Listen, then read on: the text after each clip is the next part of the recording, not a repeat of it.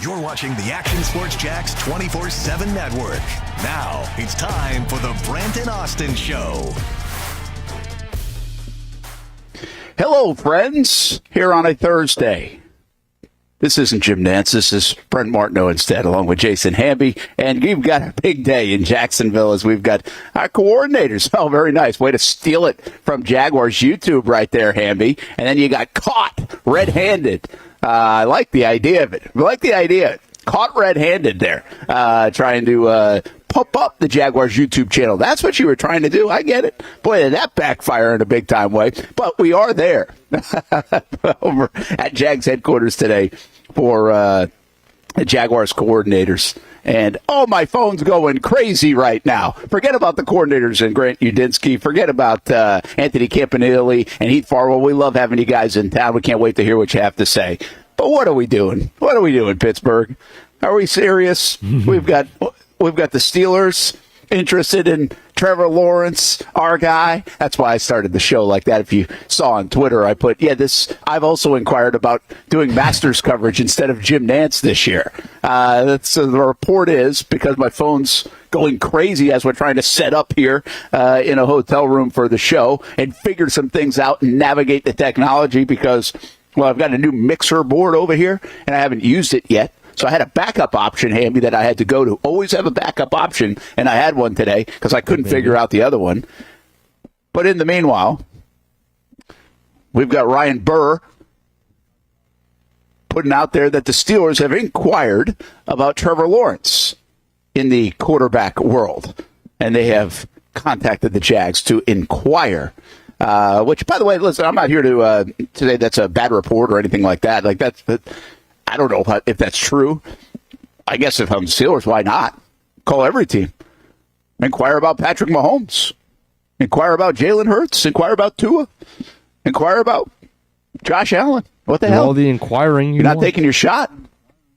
Yeah. So, I mean, it's kind of interesting that came down today, and all of a sudden everybody's buzzing like, holy cow, could this happen? But, Hamby, I'm not missing anything here, right? This is kind of laughable. Like, I shouldn't take this that serious. Like, this is, you just hired a whole new regime and you're in the process of GMing and everything else and trying to find that guy.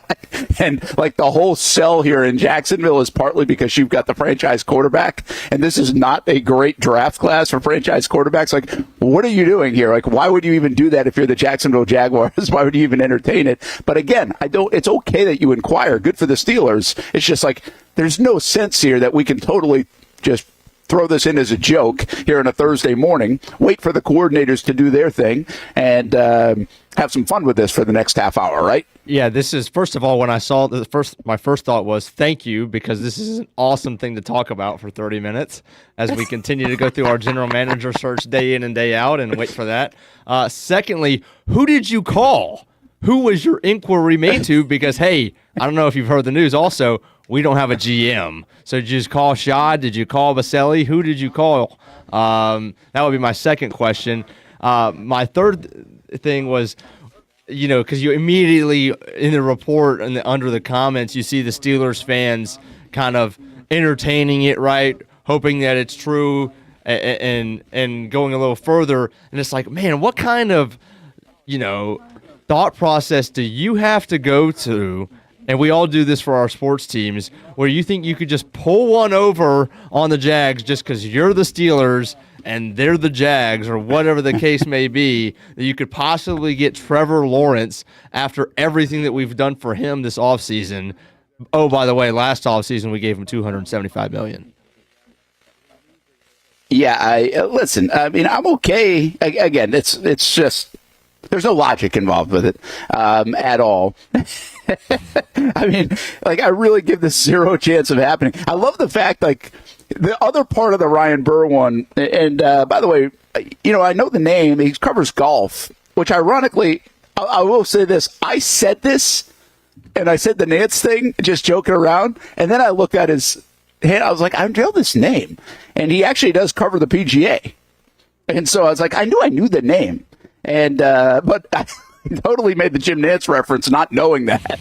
It just ironically worked out that way. Well, Brent, in the last 2 days with the Hopkins and then the Jason Kidd, as soon as I saw it, I clicked on his profile, obviously expecting to see, Steelers this or Steelers that, and I saw Big Ten hoops and PGA, and I was like, what in the world?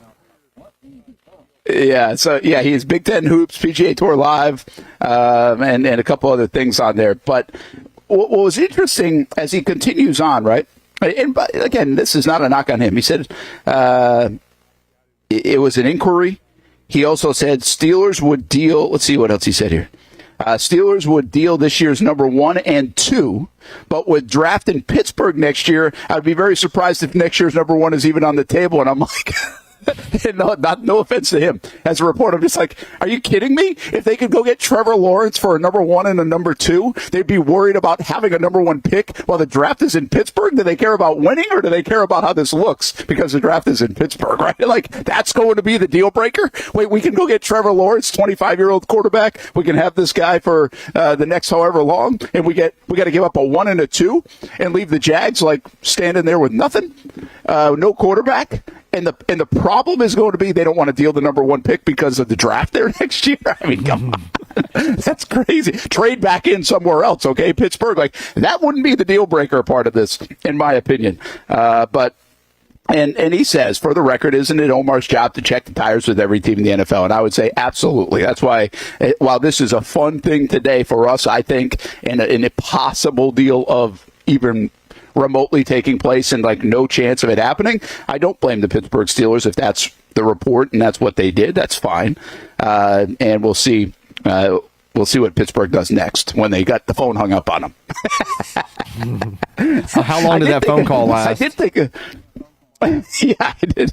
I did think of this though, and I genuinely mean this amidst some of the fun today, because again, the logic just doesn't add up. They just revamped this whole thing around Trevor. There would have been a lot of people not telling the truth at that news conference a couple of weeks ago and putting this thing together in the middle of it if this is where we were to land on a Trevor Lawrence deal, right, or thing. Or the only thing is, like, maybe he wanted out. Like, oh, boy, maybe he wants out, right? That would be a different story. Like, then you're going to try to get rid of a guy. Yeah, maybe like, the Orlovsky thing or Aaron Rodgers thing or you name it thing these days.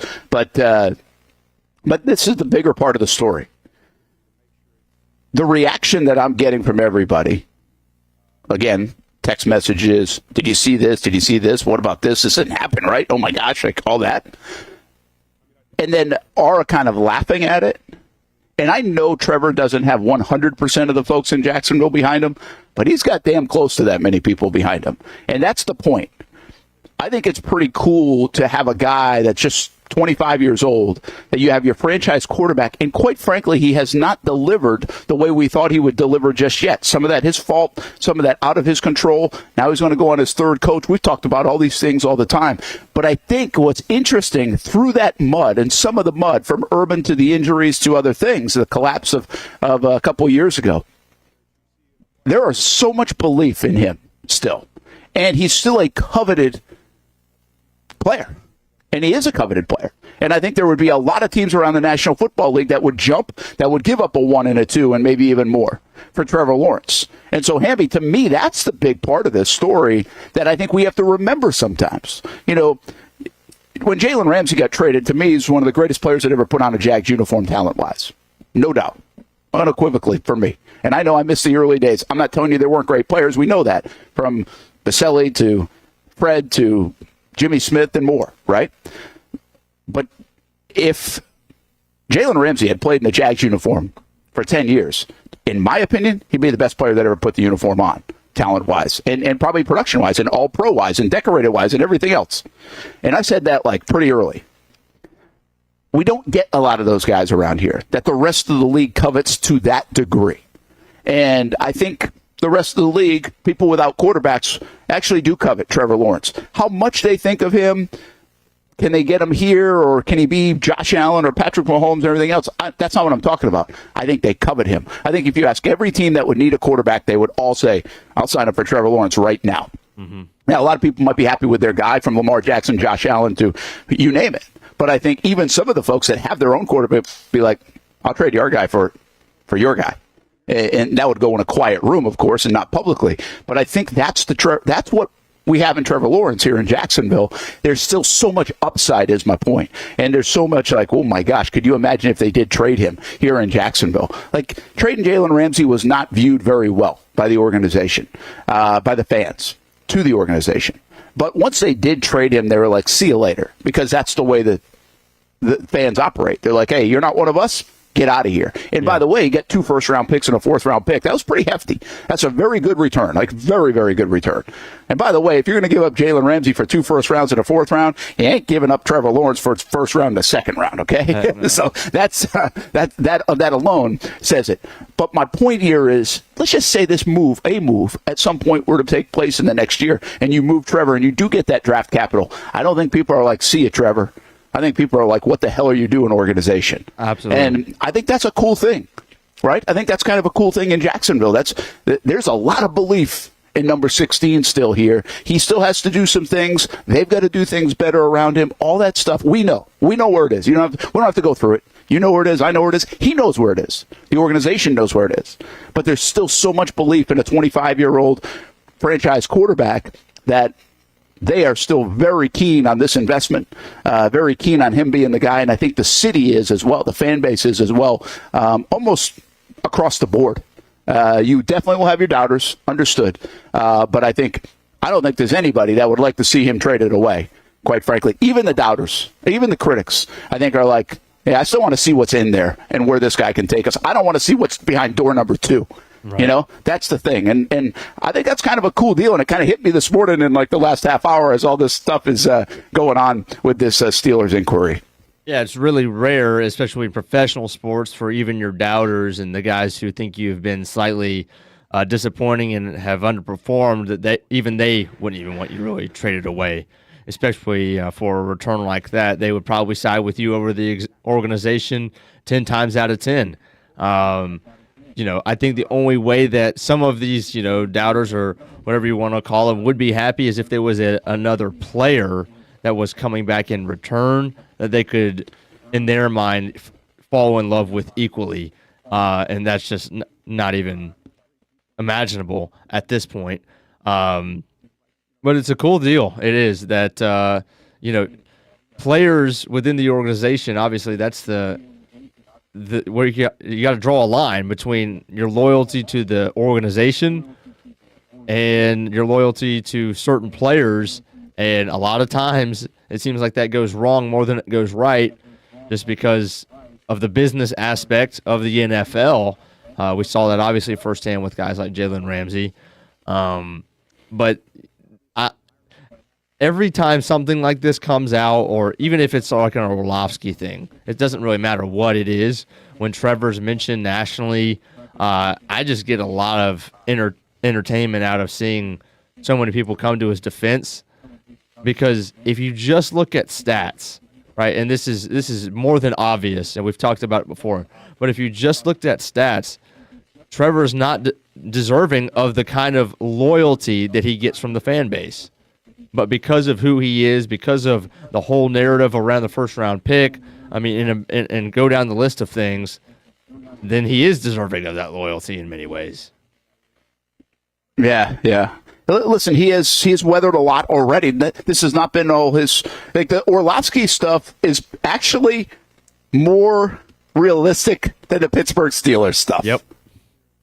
You know what I'm saying? Yeah. Because you could, and you know how I feel about this, and I've said this even about the Orlovsky, where like, and I'm not giving a lot of credence to that. I'm just saying, like, Orlovsky, if you missed it, it was about a month ago now, maybe a few weeks ago, where he said, if I were Trevor Lawrence, I'd ask when Liam Cohen turned out, right, like when he changed his mind, and it was like, I'd ask out of here. And I go to Tennessee and do a deal with Tennessee or something. It's like, yeah, in the division, that makes a lot of sense. But anyway, I like Dan Orlovsky, and I get what he was trying to say. And it was like, okay, disgruntled player kind of feel, right? Get me out of here. Like, they set me up with Urban. The Doug Peterson stuff, like, it was good, but for a little bit, but it hasn't worked. And I just remember saying at that point when we were discussing this thing, it's like, I know that happens now in the league. We have to understand that happens. We understand people get disgruntled. Myles Garrett, I don't think he's mad at the Cleveland Browns. I think he appreciates his time in Cleveland. I think he also just feels like, I got to get out of here. I think what Saquon Barkley did this year for the New York Giants, like to the Philadelphia Eagles. It wasn't like, hey, I hate you, New York. Saquon, we've learned, isn't that guy. It was more, I got to get out of here. And guess what? He was right. Is there a thought that Trevor, if they do him wrong one more time and this doesn't work out, could he do that? Could he be like, hey, what are you guys doing? If in 2 years this thing's a bust, Liam Cohen and everybody else, you'd have 4 coaches in like a 6-7 year span of your career, and none of them are getting it right. And you could sit there and ask the organization, be like, what are we doing? Like, can you guys send me somewhere where I can succeed? Because this ain't working. Yeah. But I always said back then that Trevor, I don't feel like Trevor's that guy, especially now, maybe 10 years from now, because it's hard to predict anybody's going to stay with your same organization, even if things go well. I mean, when Peyton Manning and Tom Brady move organizations, nobody's safe from moving organizations, okay? And that's the way it is now in the league. But I think Trevor really embraces everything about flipping Jacksonville around. I think he believes in Shad Khan. I think he believes in what they're trying to do. I think he also owns some of the stuff that he hasn't been consistently great. And now he asked to own the fact that he's been hurt a little bit. And I don't look at that as a fault of his, but he just has to own that he hasn't been available all the time.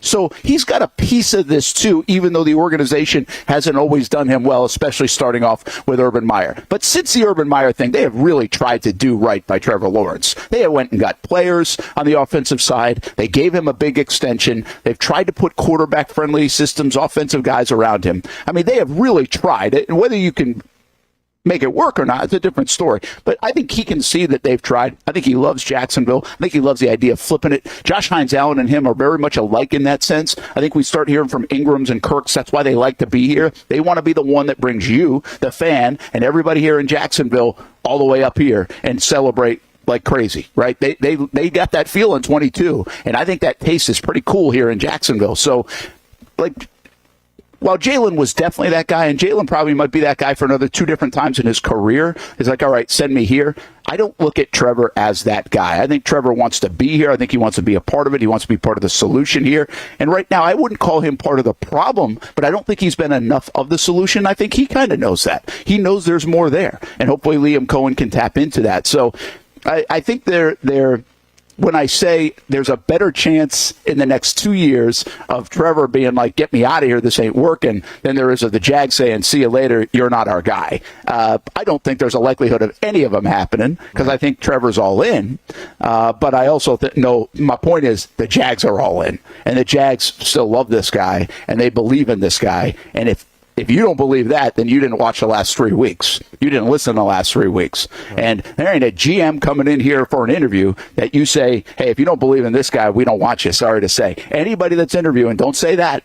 Anybody that's interviewing, say, hey, I believe in this guy. And you better have conviction, believing in this guy. If you don't, if you start to waver, I don't think you're here for this job, quite frankly. And maybe that's blind love or faith or whatever for the Jags on that front. Maybe they should listen to somebody like that. Maybe there's somebody really smarter than them. It's like, hey, this guy's okay, but he's not $275 million okay. They ain't listening. I can tell you that. That's not the guy that's joining this organization right now as a GM, even if that dude's right. So the Jags, that's how in the Jags are on Trevor Lawrence. I will tell you this though, during the show right here, we're talking. I can't believe how many legs this is getting in Pittsburgh.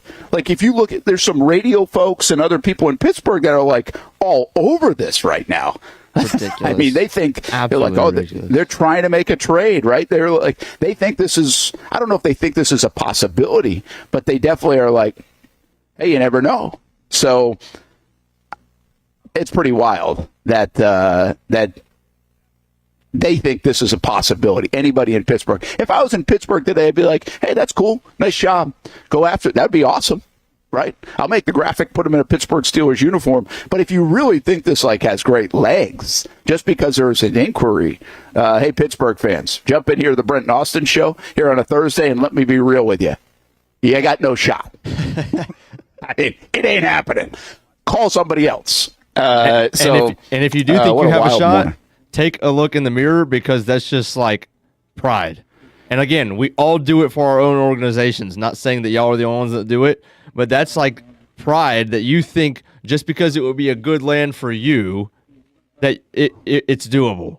That if you want it, there's a good possibility that it can happen. This is kind of what we all do with again, all of our sports teams is we elevate our own franchise and it's a weird thing that we do, really, if you think about it, but it's ridiculous. And there's it's not rooted in logic at all. At all. It's just because it would be a good land for them. It would work for them. So automatically, it's a possibility. Let's consider what our offense. Let's go on the radio this morning and talk about what our offense would look like with Trevor Lawrence at the helm. Just because, as long as our GM wants it, it'll get done. Again, you kind of went over it, but I mean, if you just go down the list of all of the quarterbacks in the NFL, Trevor is one of the at the very top of guys that are actually ungettable, like fully on lock. Not only do they give him the contract, not only do they feel like they owe him a little bit after the Urban stuff, they literally cater to him for the head coach. Right? Obviously, there's a lot of opinions that I'm sure that Shad took into account, but you got to believe that, again, Shad said himself that he would listen for Trevor's opinion, right? And young offensive mind, you don't think that Trevor had input on that? I don't know what those conversations were like, but there was input there, I got to believe.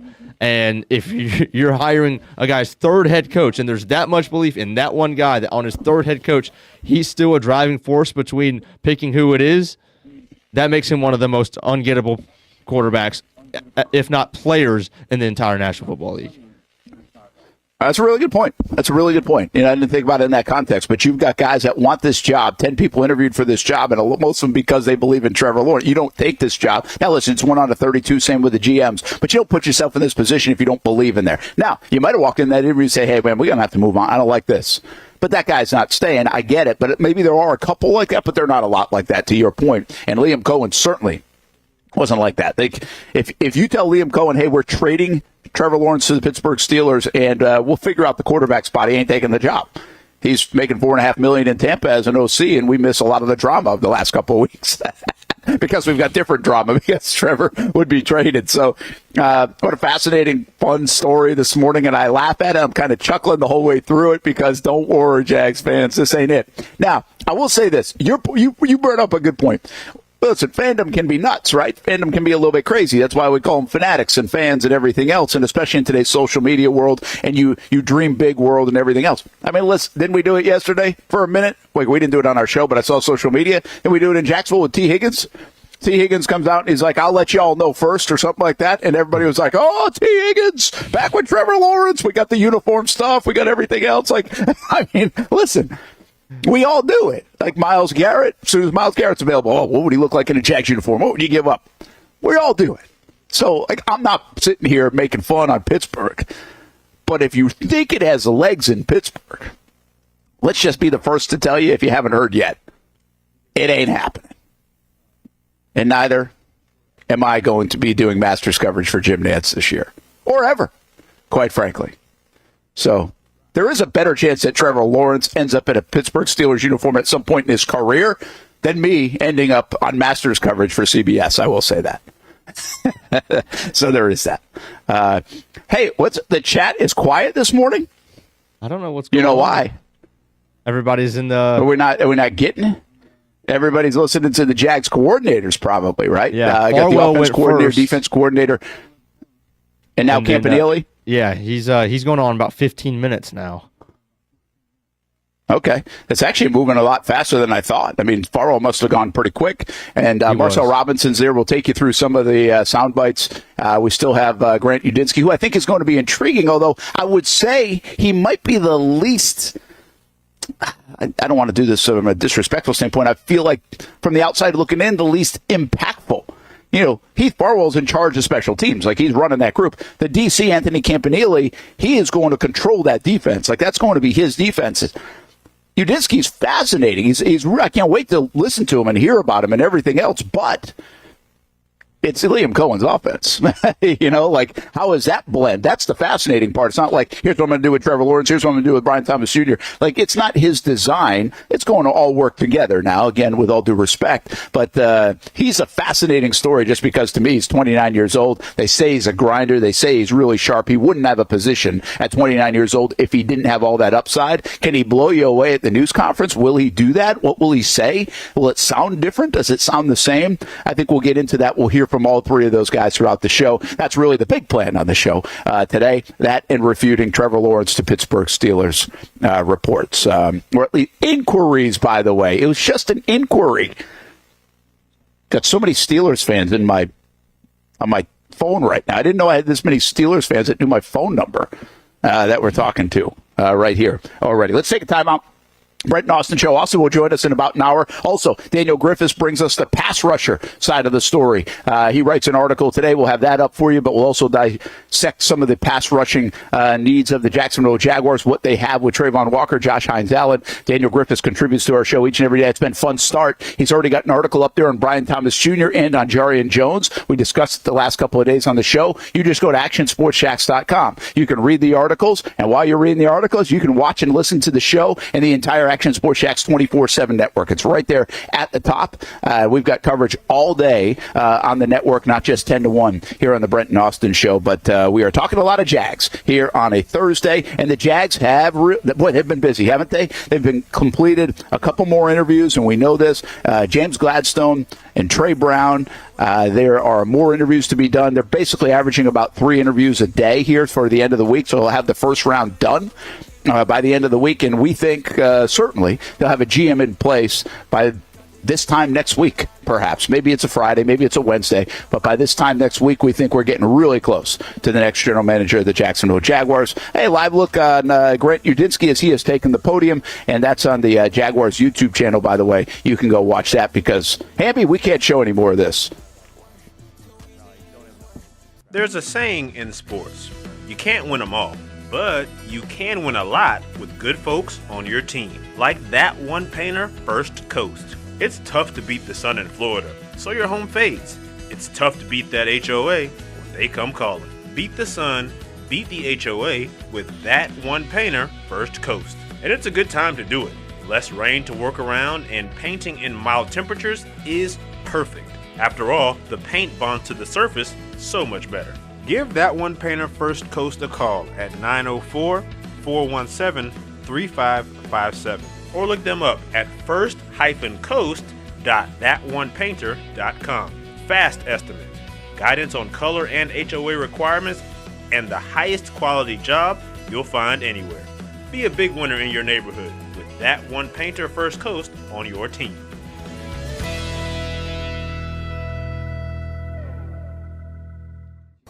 Just be yourself.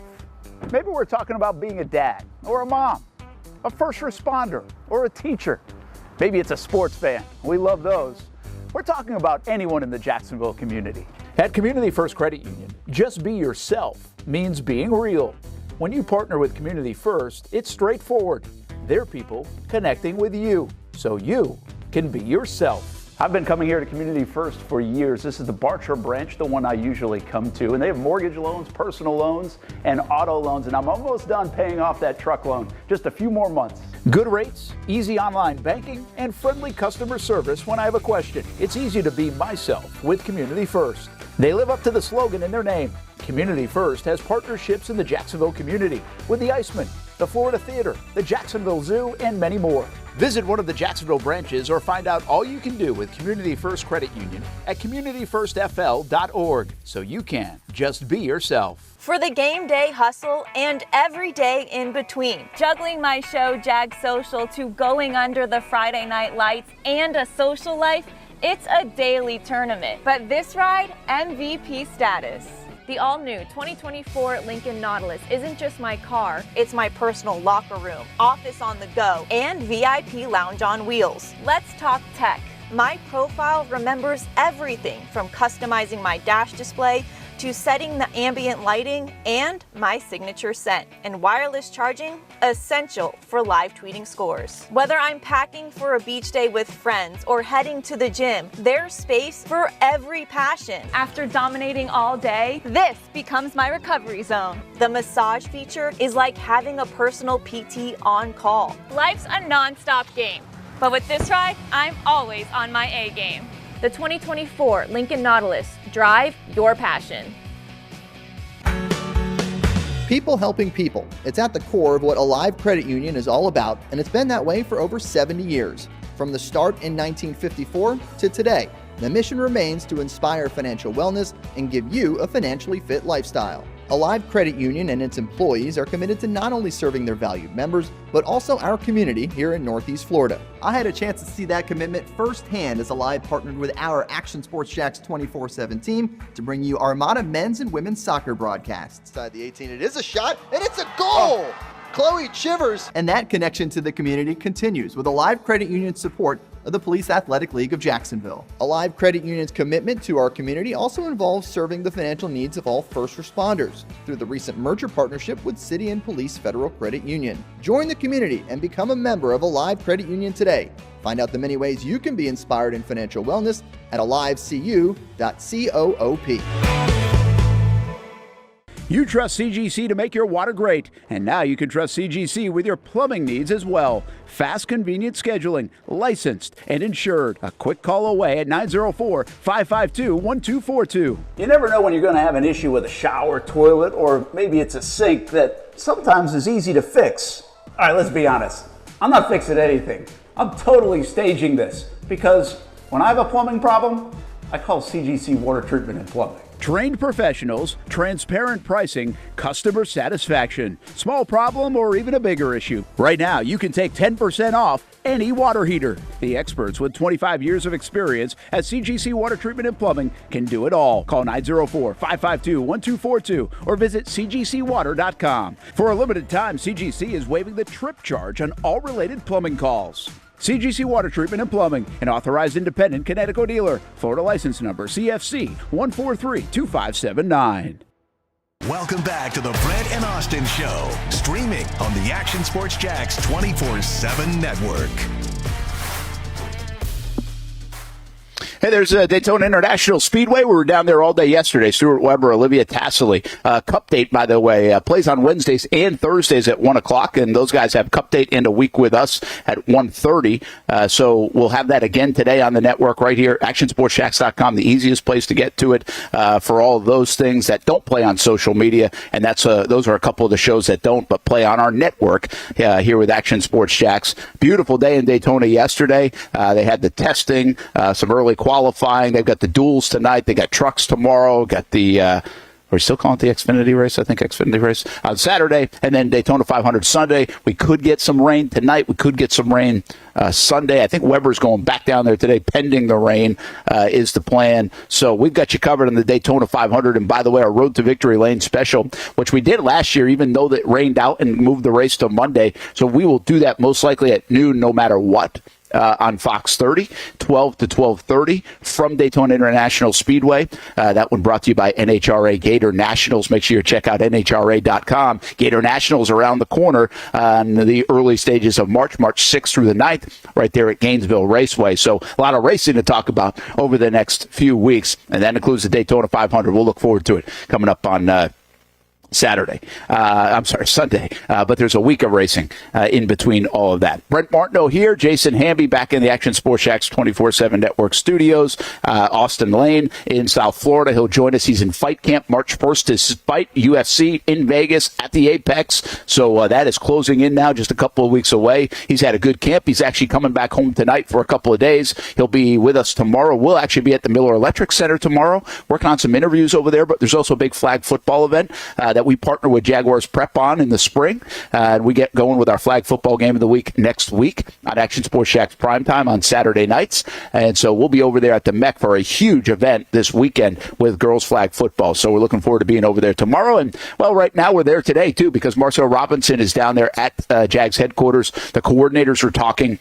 And it's Grant Udinski, the offensive coordinator, Heath Farwell, the special teams coordinator, and Anthony Campanile, the defensive coordinator. Probably hear from Heath Farwell in just a bit as well. But we do have Anthony Campanile, the new defensive coordinator, reaction immediate for you. And we're going to play some of that right now. You tell me when, Hamby. We'll play some of that. I'm not going to play it in its entirety. We'll play the first few minutes and maybe play a little bit more later on.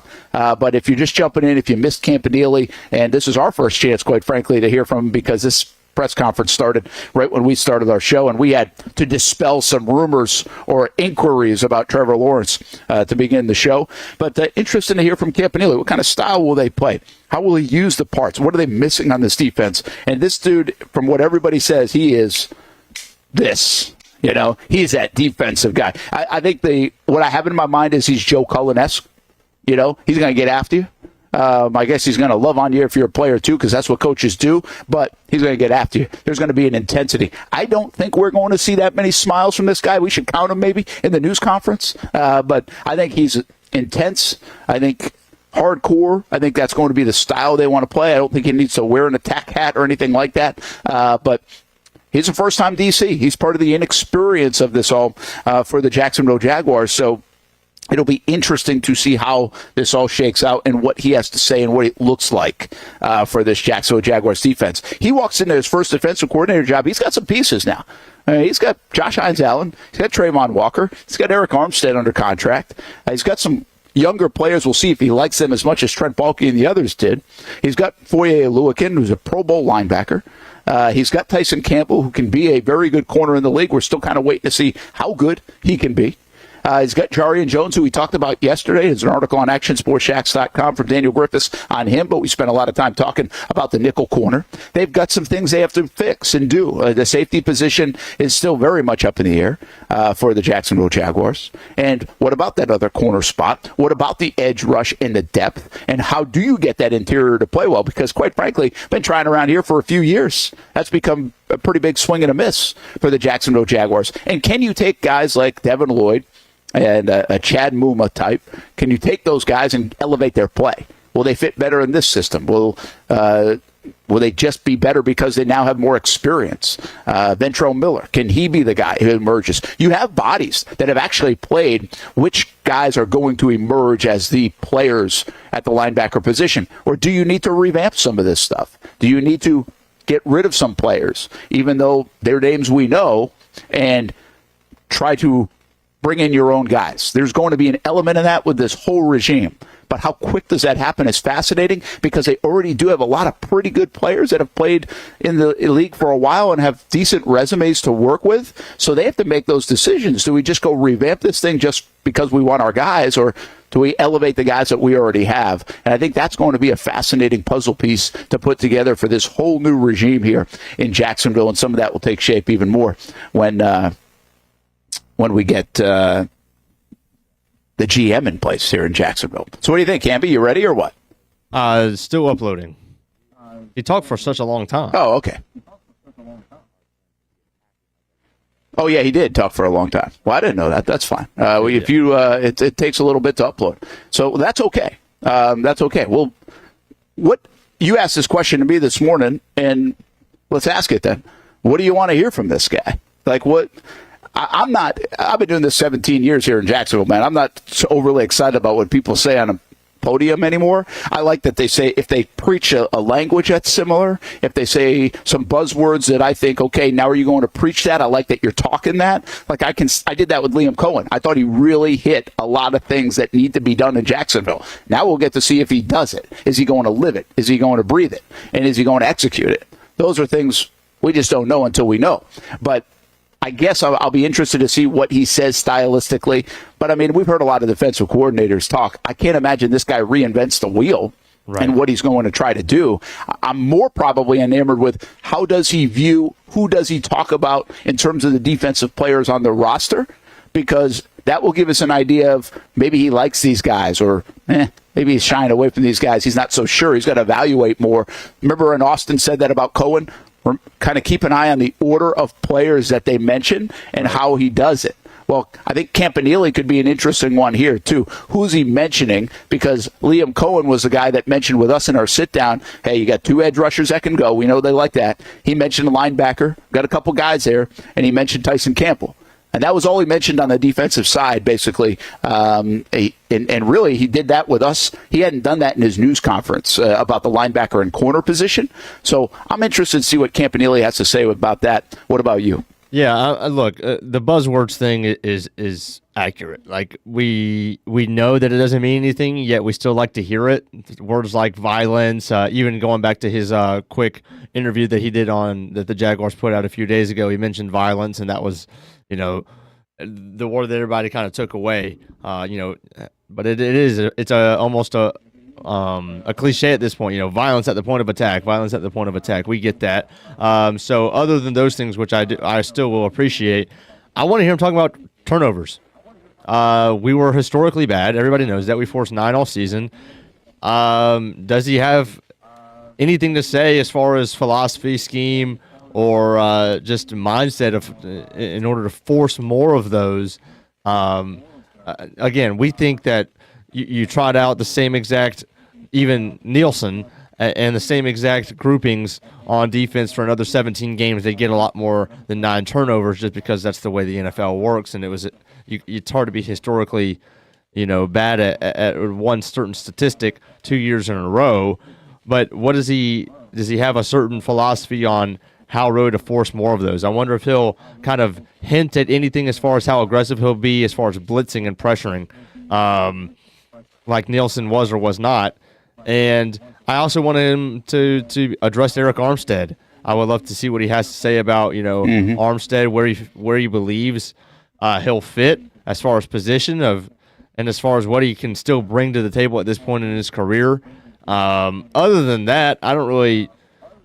I mean, he's already said that he likes the roster. I'm sure he'll probably repeat that sentiment, which is good to hear. But I think those are my top things. I want to hear turnovers. I do want to hear some of the cliches. I'm a sucker for them. And then Armstead would be my final one.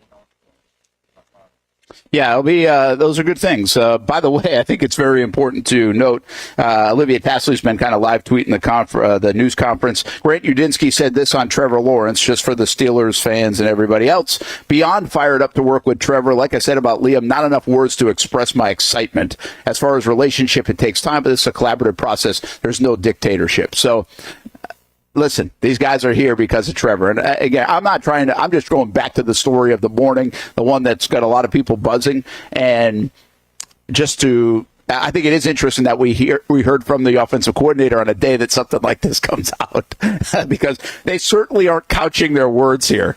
And the excitement of Trevor Lawrence. And I think that part is at least noteworthy. We'll hear from even the Jaguars just put it out. I think they saw it too. Their Jaguars put, I'm beyond fired up to work with Trevor Lawrence from Udinski, right? Mm-hmm. So it's just like, here's the way we're going to answer this. A couple of things Campanile said, in this league, you have to be able to adjust in the game. In the game, from drive to drive, we have to be great communication with each other to help get us off the field. So, I mean, listen, he's saying all the right things. With what I want this defense to be, it's a pretty good fit. We have some really good pieces in place to fit the scheme. I think you just kind of mentioned that, but that's noteworthy from Campanile, in my opinion. We'll hear this in his own words in just a little bit. But let's see what else we got from Liv. She's doing a good job pushing out a lot of tweets here. On Armstead, the leadership quality gets you super excited to work with him. On position, his problem wherever he goes. It's good to have guys who are a good matchup wherever he goes. That doesn't really answer the question, but it doesn't sound like they're going to pigeonhole him either. I will say this. When he says something like that about Armstead, and he's like, hey, the leadership really pops, and that's the first thing that comes to your mind, that means the tape didn't. You know what I mean? Let's be real. That means you're talking about a guy who obviously, he's a great guy to have around. A lot of the players, and I know there's been a little bit of a disconnect with Armstead this year, and whether that's his fault, coach's fault, who knows, but there has been a disconnect because of his play, where he was playing, everything else.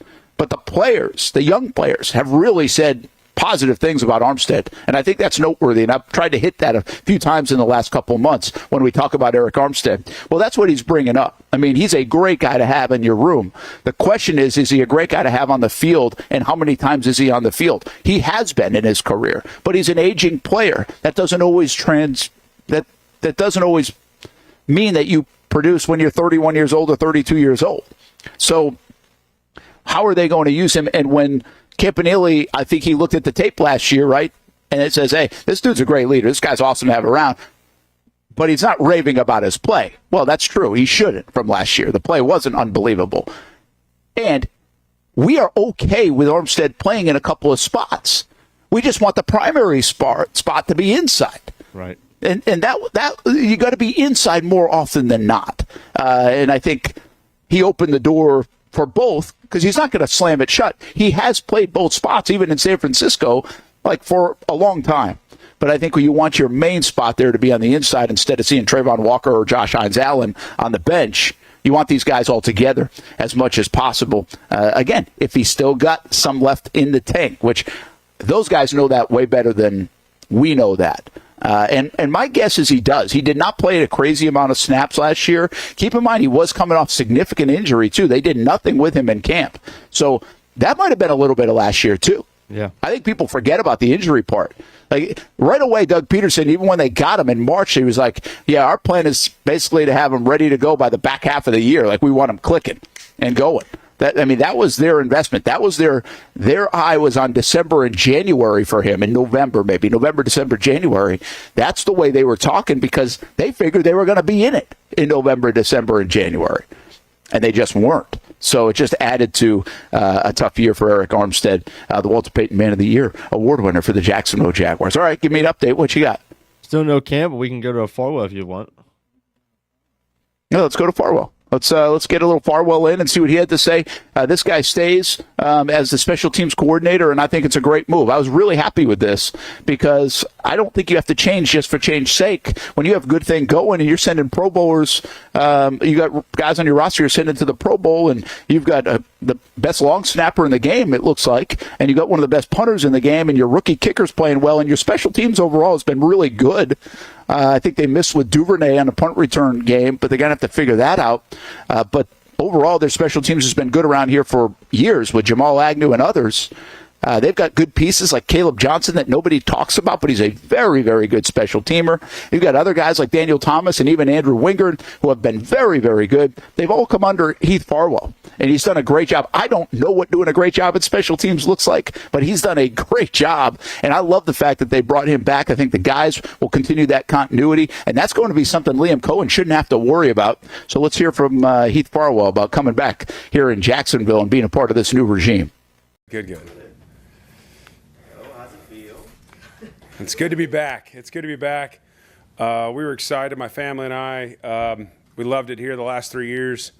And to be able to stay here, it's exactly what we wanted. Have some stability for my kids is huge. It's a big deal for us. How excited were Logan Ross and Trevor when you told them? They were excited, getting the band back together. We got a good group. I mean, that's one of the reasons why we want to be back. Those guys are special talents, special guys, special families. They got a great family, and they've kind of taken my family in with them. Got to spend some time with them at the Pro Bowl a couple weeks ago, and it's just it's a good group to bring those guys back. With us, Luke Thompson, my assistant's able to come back as well.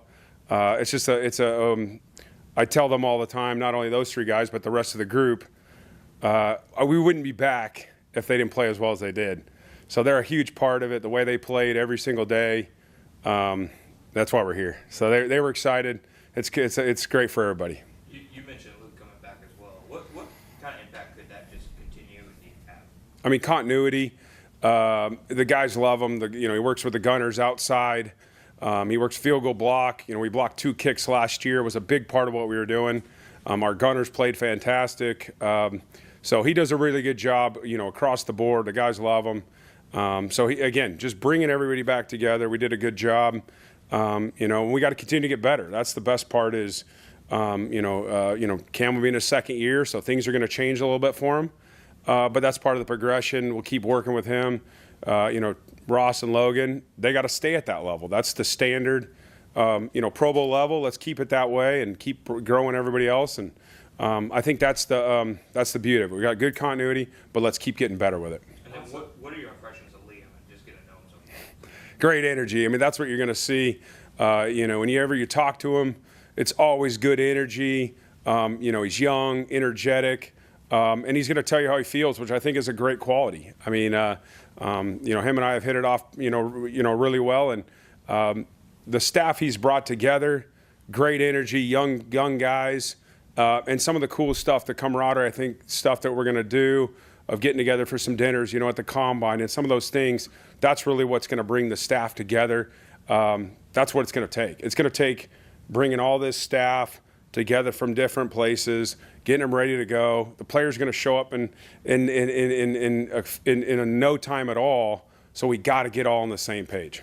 Outside of your kicker, punter, long snapper, how many guys do you feel like you may need one or two more core guys, or do you think what you have is enough to have the kind of special teams coverage, all that stuff that you want?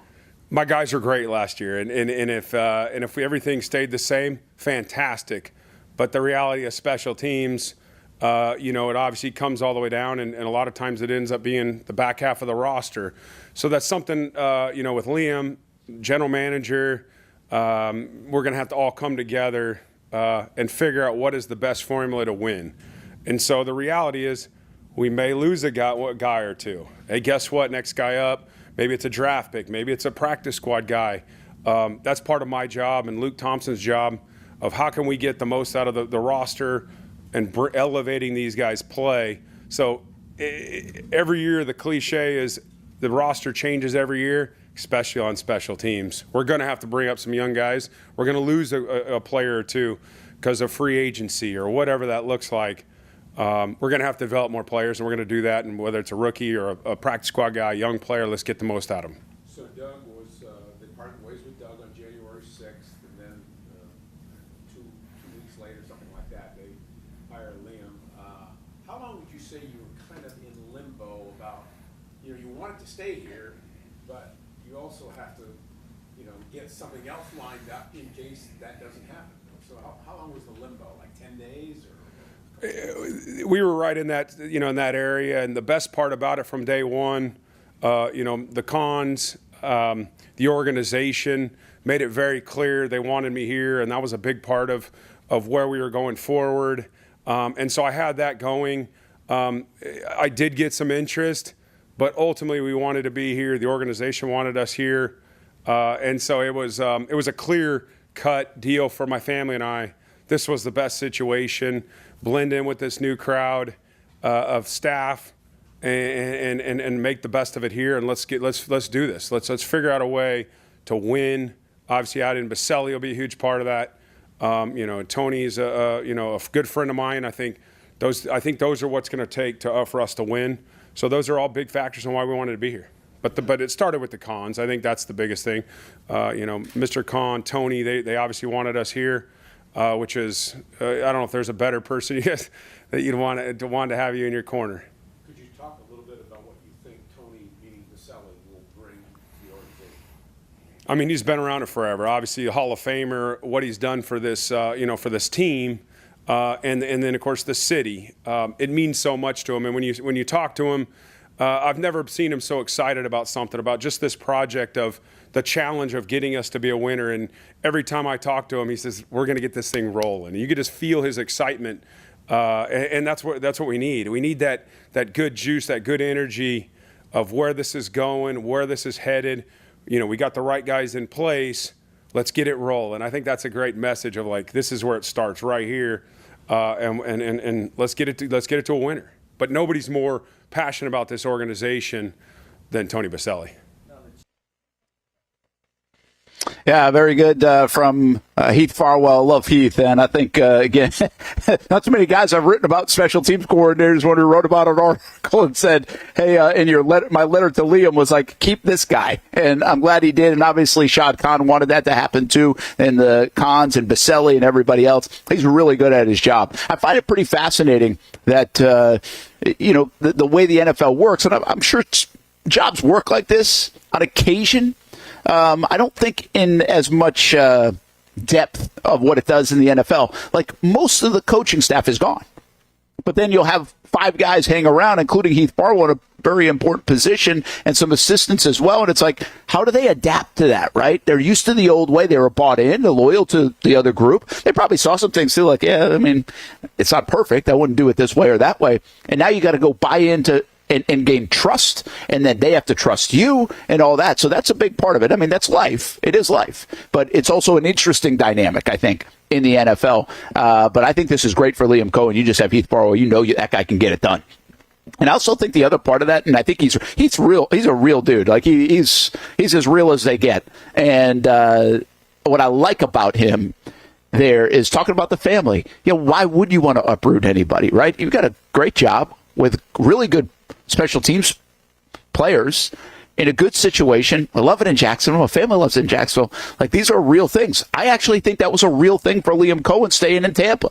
Like, that was real. For him to stay in a place for 2 years in a row was a big deal for his family. That's why he did what he did. And maybe, you could say the bulky stuff played into it. It wasn't the only thing. It really wasn't.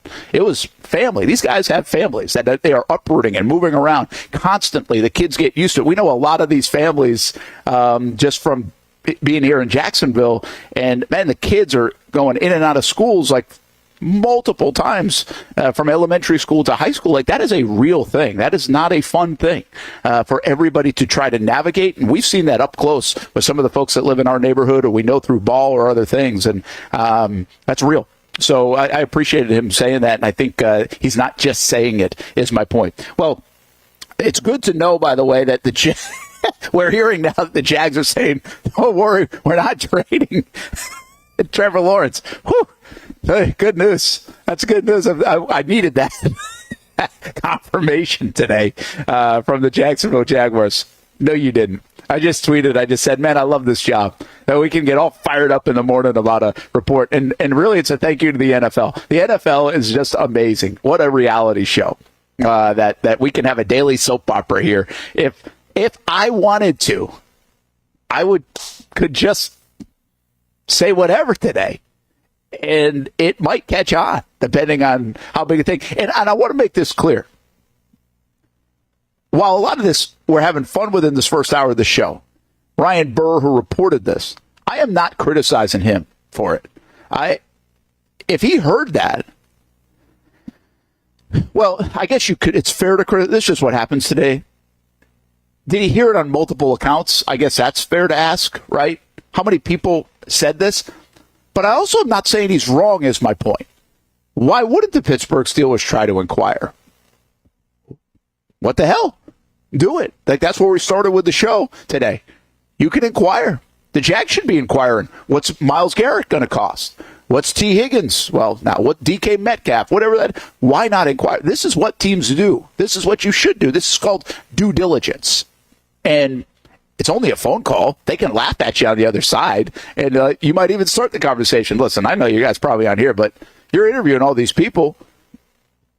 What do you think? Where are you at? Okay, cool. We'll talk to you next time. But that's fine. I'm actually more laughing at everybody in Pittsburgh that seems like I'm seeing some radio people and other people like giving this credence like it could work. That's really where my humor comes into play here on this whole Trevor Lawrence topic. If you missed it, the Pittsburgh Steelers reportedly inquired about Trevor Lawrence. We didn't need help over the last hour to say, don't worry, it ain't true. It ain't happening. I don't know if it's true. It ain't happening. and we're comfortable saying that, and now other people are even saying that. So squash the story here on a Thursday morning. But while we're doing that, offensive coordinator Brent Udinski talked. Also, Anthony Campanile, the defensive coordinator. We're going to hear from those guys coming up in the 11 o'clock hour. Daniel Griffiths also gives us the pass rushers. Perfect timing with Anthony Campanile. He writes about that on actionsportsjacks.com. We'll have the article up in just a couple of minutes. And also, we already have an article on Brian Thomas Jr. and Jarian Jones, courtesy of Daniel Griffiths. We've discussed that on the show the last couple of days. You can always go listen to the podcast. Drive home in your car. It goes up at 1:30 each and every day on the podcast, folks. So if you're looking for a little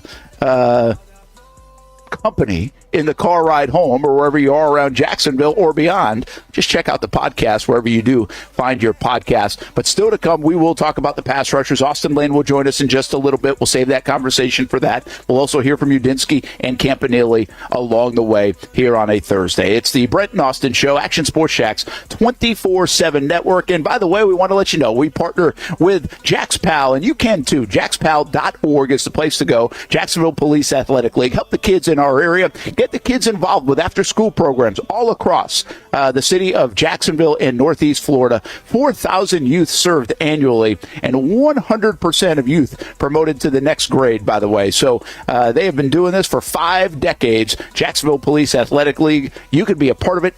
Donate. Make your kids a part of it. How you can help, just go to jaxpal.org.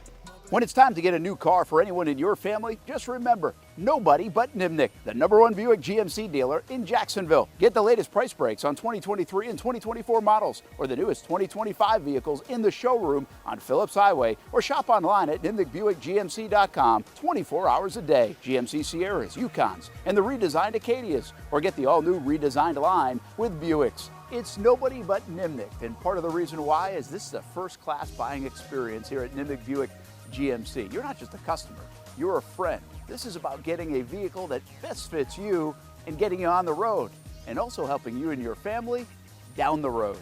Nimnick has a treating you right guarantee, courtesy, respect, fairness. The most Buicks, GMCs, and Jacksonville's only Car Bravo dealer, nobody but Nimnick. Who has put in the most years and stands behind a better experience? Nobody but Nimnick. GMC. We are professional grade. 2024 provided plenty of memorable moments for the Jacksonville Armada on the pitch, including another conference championship game appearance for Tommy Krasanovich's under-23 men's team. Debuting this year for the first time, the girls in blue, as the Armada fielded a women's under-23 side in the WPSL and made its presence known with some highlight moments. Potential goal of the season! Then attention turned to the future, with MLS Next teams representing the Armada badge in 3 age divisions this fall, including an under-19 squad ranking among the best in the state. Those teams are a big focus on Fleet and Footy, covering the big soccer stories each week on the Action Sports Jax 24/7 network. I'll put one in the back of the note for you. Join us for player profiles, fun interviews, and the very latest on the Fleet and all things footy. That's every Thursday at 2 p.m.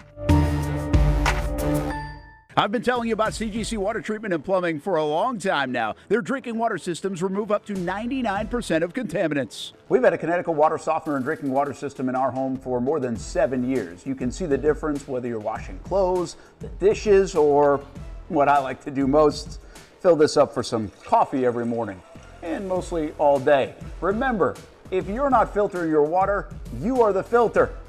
Don't be the filter. Right now, you can save $500 on a Connecticut Premier Softener and get a free Connect Salt Monitor with purchase. The experts at CGC Water Treatment and Plumbing will test your water for free and determine your water score.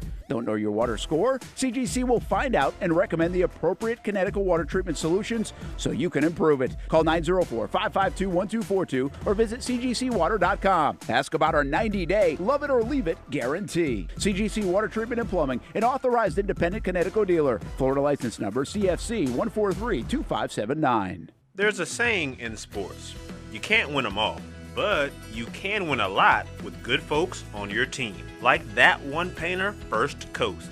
It's tough to beat the sun in Florida, so your home fades. It's tough to beat that HOA when they come calling. Beat the sun, beat the HOA with that one painter, First Coast. And it's a good time to do it.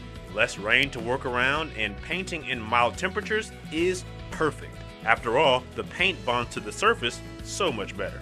Give That One Painter First Coast a call at 904-417-3557 or look them up at first-coast.thatonepainter.com. Fast estimate, guidance on color and HOA requirements, and the highest quality job you'll find anywhere. Be a big winner in your neighborhood with That One Painter First Coast on your team.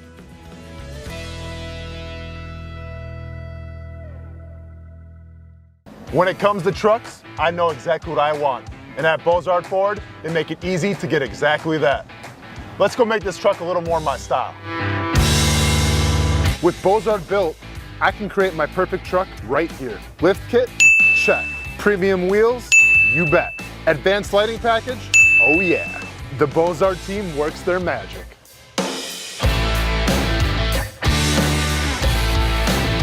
From bumper to tailgate, I'm making this truck mine. It's everything that I wanted and more. From the field to the gym to weekend adventures. This truck's built for my journey. Bozard Built. Customized for your lifestyle, built to exceed your expectations. Check out the inventory and available options at bozardbuilt.com. Unleash your dream ride. Customized, covered, and Bozard approved. Welcome back to the Brent and Austen Show, streaming on the Action Sports Jax 24/7 network. Oh, Alex Bregman, you broke the news to me when I was driving over here to the Tampa area last night, and the Red Sox finally got him. And this was a long dance to get Bregman. It was 3 years, $120 million. I guess there are opt-outs, so he might not be there long, as you mentioned to me. But I tell you what, this guy, this feels good. I like Bregman. Bregman in a Red Sox uniform kind of looks right to me. And I guess they're going to have him play second base, which is pretty interesting because they have a young prospect at second base as well. But obviously Rafael Devers at third. So pretty solid and a good get for this remake Red Sox. I might be interested in this team this year. Little Red Sox, I mean, it's kind of making some move. You got Crochet, who's a big-time left-handed starting pitcher. You got Walker Buehler. And, of course, the marquee is Aroldis Chapman that y'all got a few months back. But I think it's hard for me to like Aroldis Chapman, man. I can't wrap my arms around him. I mean, I guess if he wants to go save a bunch of games, go ahead. But I can't do that. Is there anybody like that from a fan perspective that you like, man, like that's fine. He's on the team, I guess, but I don't love it. Like I'm not rude. I haven't been a big Aroldis Chapman fan for a long time. One, because he's with the Yankees for so long. But then he's got a lot of this off the field stuff that kind of rubs you the wrong way. So I just can't. I know people change teams now. There have been more Red Sox players that have gone to the Yankees, it feels like, than Yankees players that come over to the Red Sox. But I'm not sitting there pumping my fist for Aroldis Chapman, even in a Red Sox uniform. I'll just be honest. Is there anybody like that for the Braves over the years? Or it's like, hey, once they're on my team, they're on my team? I'm trying to think. I mean, we haven't had a lot of rivals or guys on former teams that have come to play for us. I mean, unless you want to count, Marcell Ozuna was one of the bigger name guys that we've gotten that played for two other teams in Marlins. But that's all that really comes to mind because most of our guys are, we like to do it a little bit more homegrown than maybe the Red Sox do. Chris Sale probably stung for you last year considering what he did for us. But I don't think that's unique to any particular team. If you go get a rival, once they perform for you for a couple months, you like them, but right away it doesn't sit right. All right, so here's what I'm getting at. Is there a player that the Jags could go get in the National Football League that you'd be like, I really don't want that guy. Azeez I'm gonna have a hard time Al-Shaair. rooting for that guy. That's what I'm wondering. Like, would you have a hard time rooting for that guy? Absolutely. But then come week 10, 11, 12, is 13, he the only one? When he's really hoping us down the stretch, then you like him. Like winning cures everything. That's right. So is there anybody else like that in the league? Like, who's like a disliked player in the National Football League? Like, I'll give you one. How about, this was years ago, if when Antonio Brown was making the rounds, would you have been like, nah, keep that dude away? Yeah, of course you would have. Or you been okay with it? No, you would have. I don't know. I mean, Jags had nobody at the time.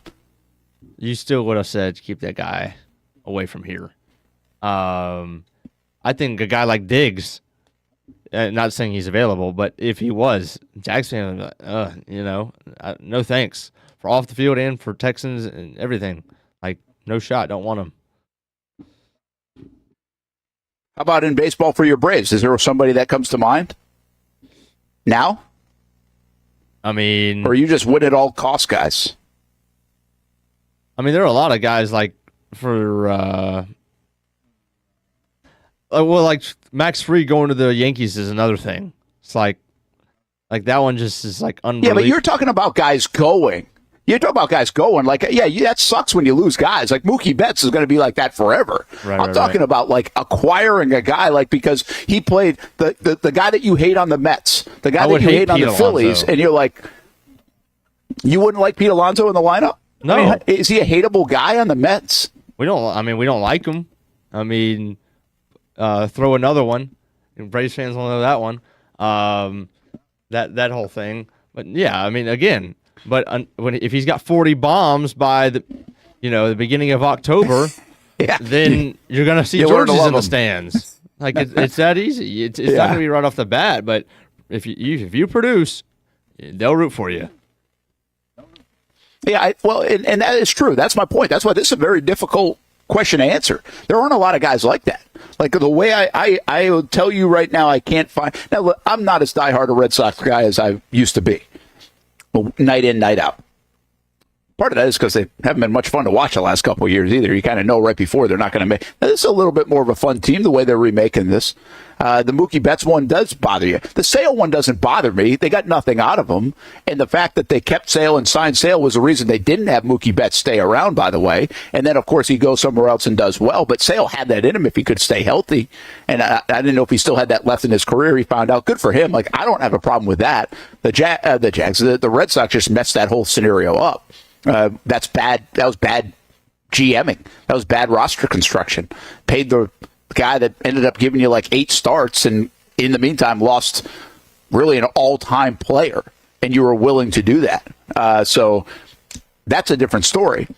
I just think who comes to mind? Bregman's got a little bit of this in him, but I love the fact that the Red Sox are getting Bregman. Yeah. Because Bregman's a much better player, but he's got a little of that, that I don't know if I love this guy sometimes when he's not playing on your team, kind of like Kevin Youkilis had for the Red Sox, right? The Yankees fans hated Youkilis, or the rest of the league hated Youkilis. And then he played for Youkilis not the player like Bregman. And who he played for who? He went and played for the Yankees. Well, he played for the Red Sox. I know, but at the very end, I think he did. Did he do that? Yeah. I thought he might have done that, but I don't think they like that guy. Yeah, I don't think they like that guy.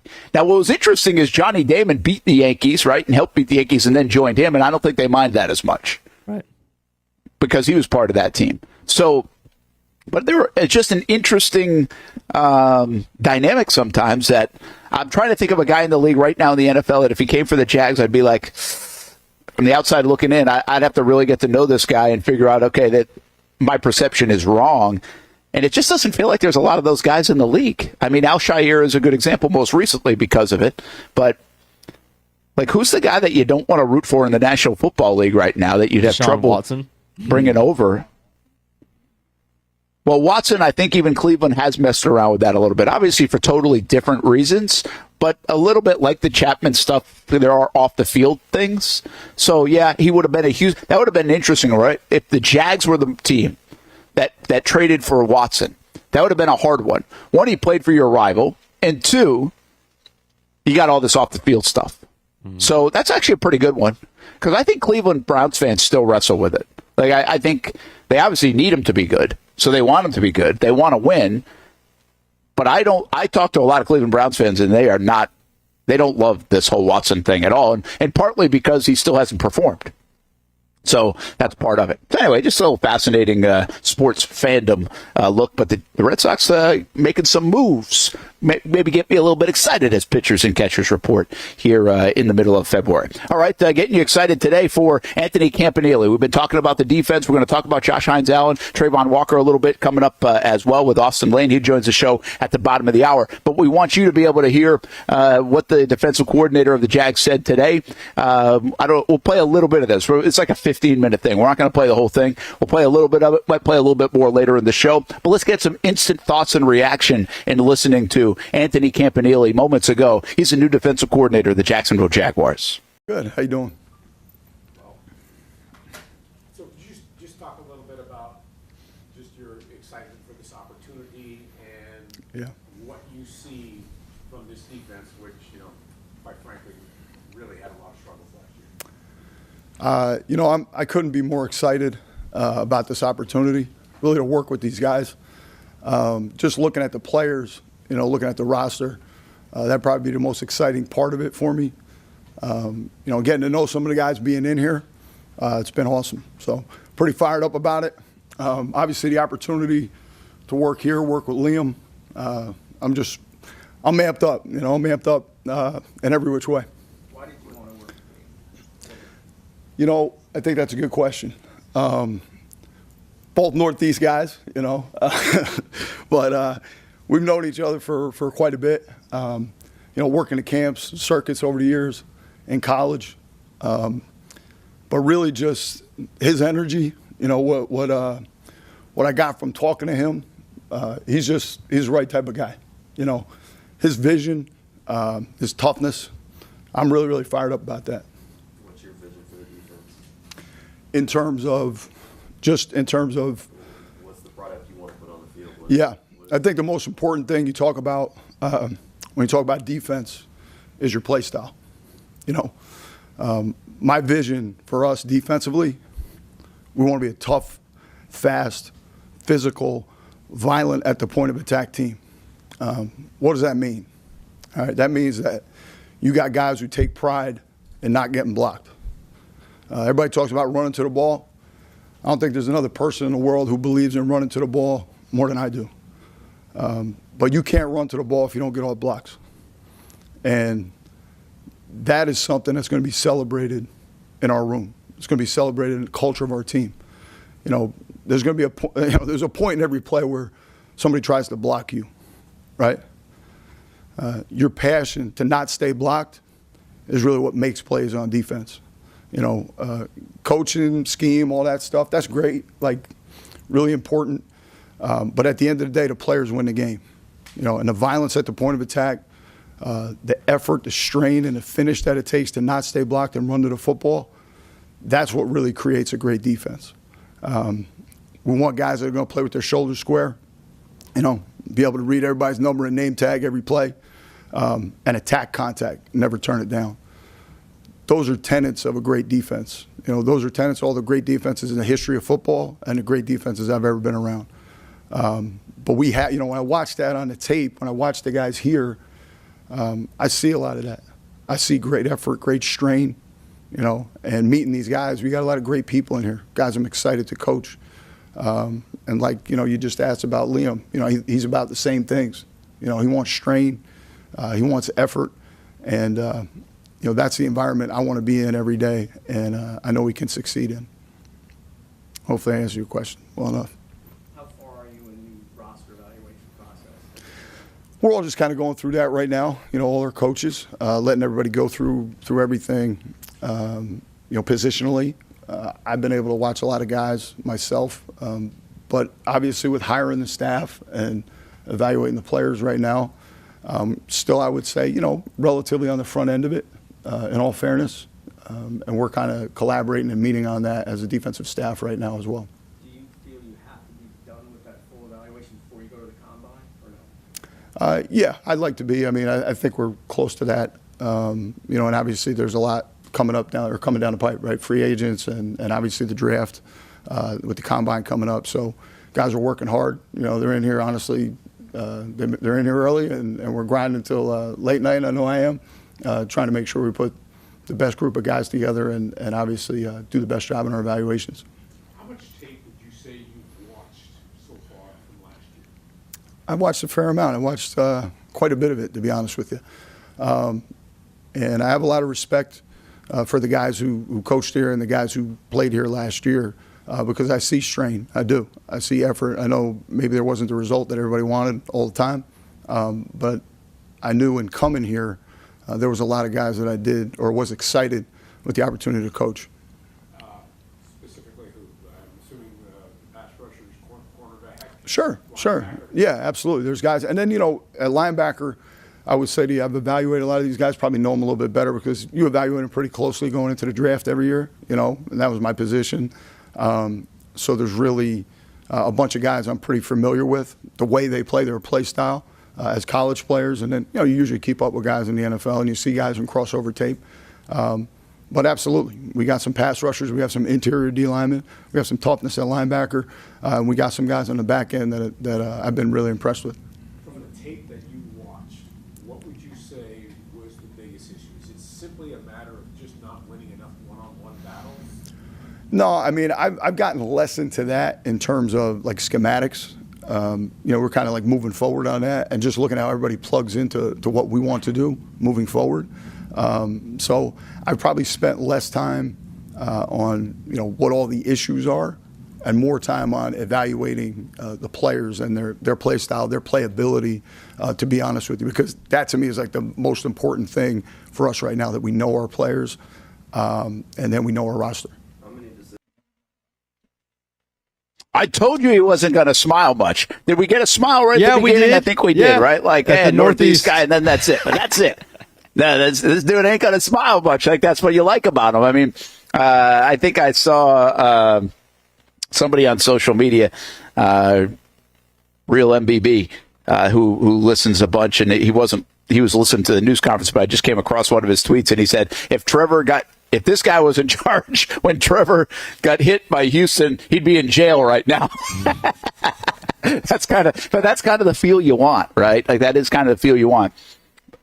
He said it all in the first 2 minutes, in my opinion. And there's more to this, and we'll probably hear more of it as we go along. But he basically he gave it to you, man. Like, this is what I like about this stuff. These guys all have, you can put it on the wall, and this is what we do.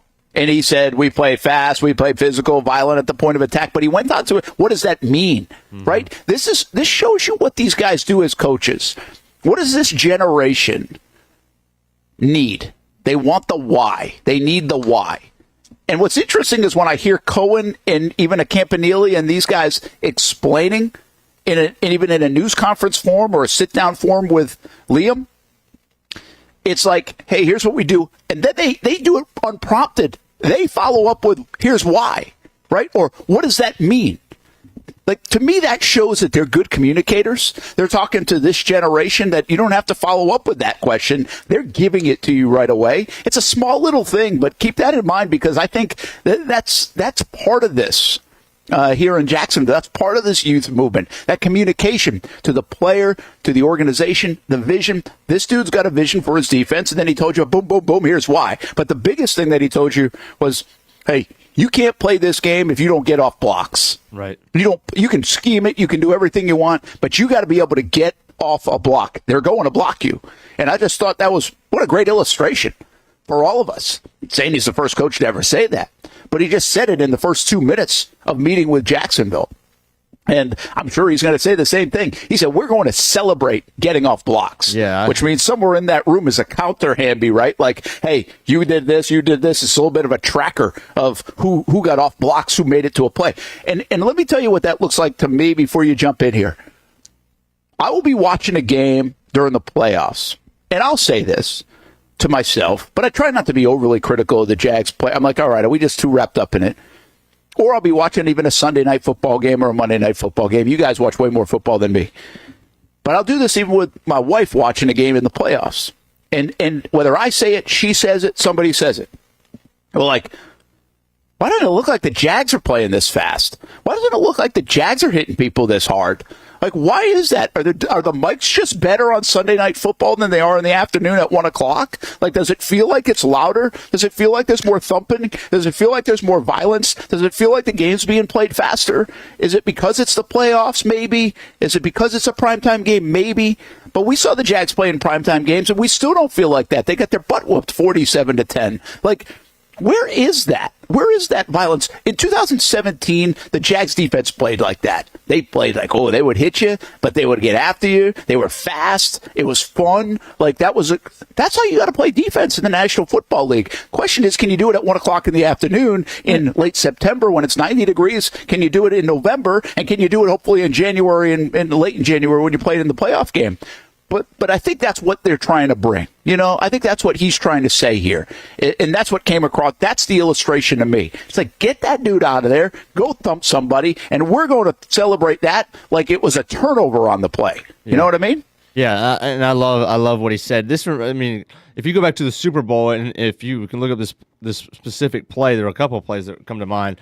But like Nolan Smith, for example, former Dog, is why I know it. I'm not going to beat around the bush. But the Chiefs are running split zone, so the tight end's got to come across the whole formation and pick up the edge so he can't come downhill and make a play. Nolan Smith slams into the tight end, whether it was Kelsey or their other tight end, I forget his name, Noah Gray, and just absolutely blows him up and blows up the play, right? And the running back wasn't even close, but that disruption caused another disruption. They tackle the guy for a 2-yard gain.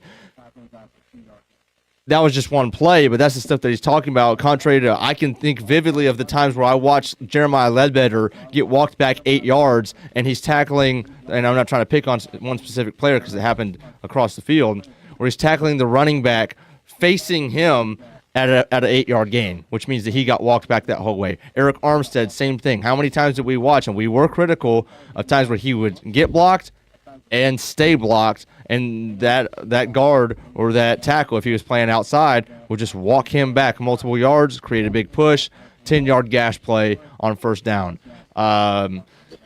Because obviously it doesn't take you don't have to be a defensive genius. It's not if you're going to be blocked, it's what you do when you are. The whole job is you're going to get blocked, but can you get off of it and disrupt it? And we talked about a lot last year of the Jags seem like they're waiting for somebody else to make a play, right? That was one of the themes that we felt like we watched.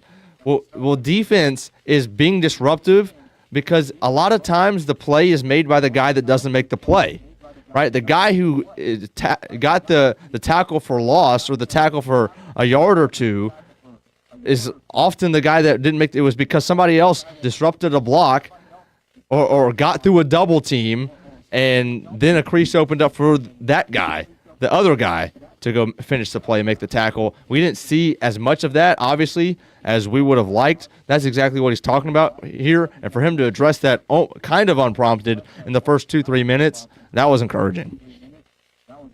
Yeah, and the other thing is he wasn't going to sit there and hammer the staff from last year. Right. I think that was pretty clear that he wasn't going to do that. So he was more saying, hey, I'm focused on the players. And I appreciate that. I think it's a real tricky spot. It was tricky for Ryan Nielsen coming in last year. Anytime you say something positive about a new regime or what we're bringing to the table, and this is why you changed it because we need to do this better, it sounds like you're hammering the last regime. And I think that's a tricky spot to be in on a podium in front of a microphone for the Cohens of the world and for the Campanelis of the world. And he was trying to stay away from that, and I respect that. I do think it's pretty hard. But here's the deal. I talked to someone in Cohen's camp during this process over the last month, and before he even it was right in that window, right, where everything was going on. And in the nicest of ways, they were like, this team ain't physical enough. Like, why aren't they more physical? That was really one of the and we believe that. They see that. That's what the tape showed, is that this team wasn't physical enough the way you need to play football at this level and be amongst the better teams. And we know that. So they acknowledge that. They see that. And why was that? I don't know. You know, did Doug create that country club kind of atmosphere too much? The Miller Electric Center, him? No, seriously, did he do that? I don't know. I never felt like that when we were covering them. I never felt like that in real time, but I think Austen will say it a lot, like you're a reflection of your coach, and somewhere along the way that's coming out. I don't think it's intentionally coming out with Doug, but I do think, like, you hear words like strain and violence. Listen, people say that all the time. It's football. But I feel like Doug at times thought everybody just assumed that and knew that. Remember when he was questioned about physicality after the collapse of 2023? He kind of laughed it off. It was like, it's a violent game. I think he even said that. He's like, I kind of laugh when everybody says physical. It's like, it's a violent game. Yeah, but there's a level to it is the point, right? The Jags are actually making a change at their strength coach position. Heard that a few days ago, and John Shipley reported it yesterday. Said's a great guy, too, so I hate to see him go, and I'm not sure it was him. I just think they're going to reset that. They're not going to let the players get comfortable here.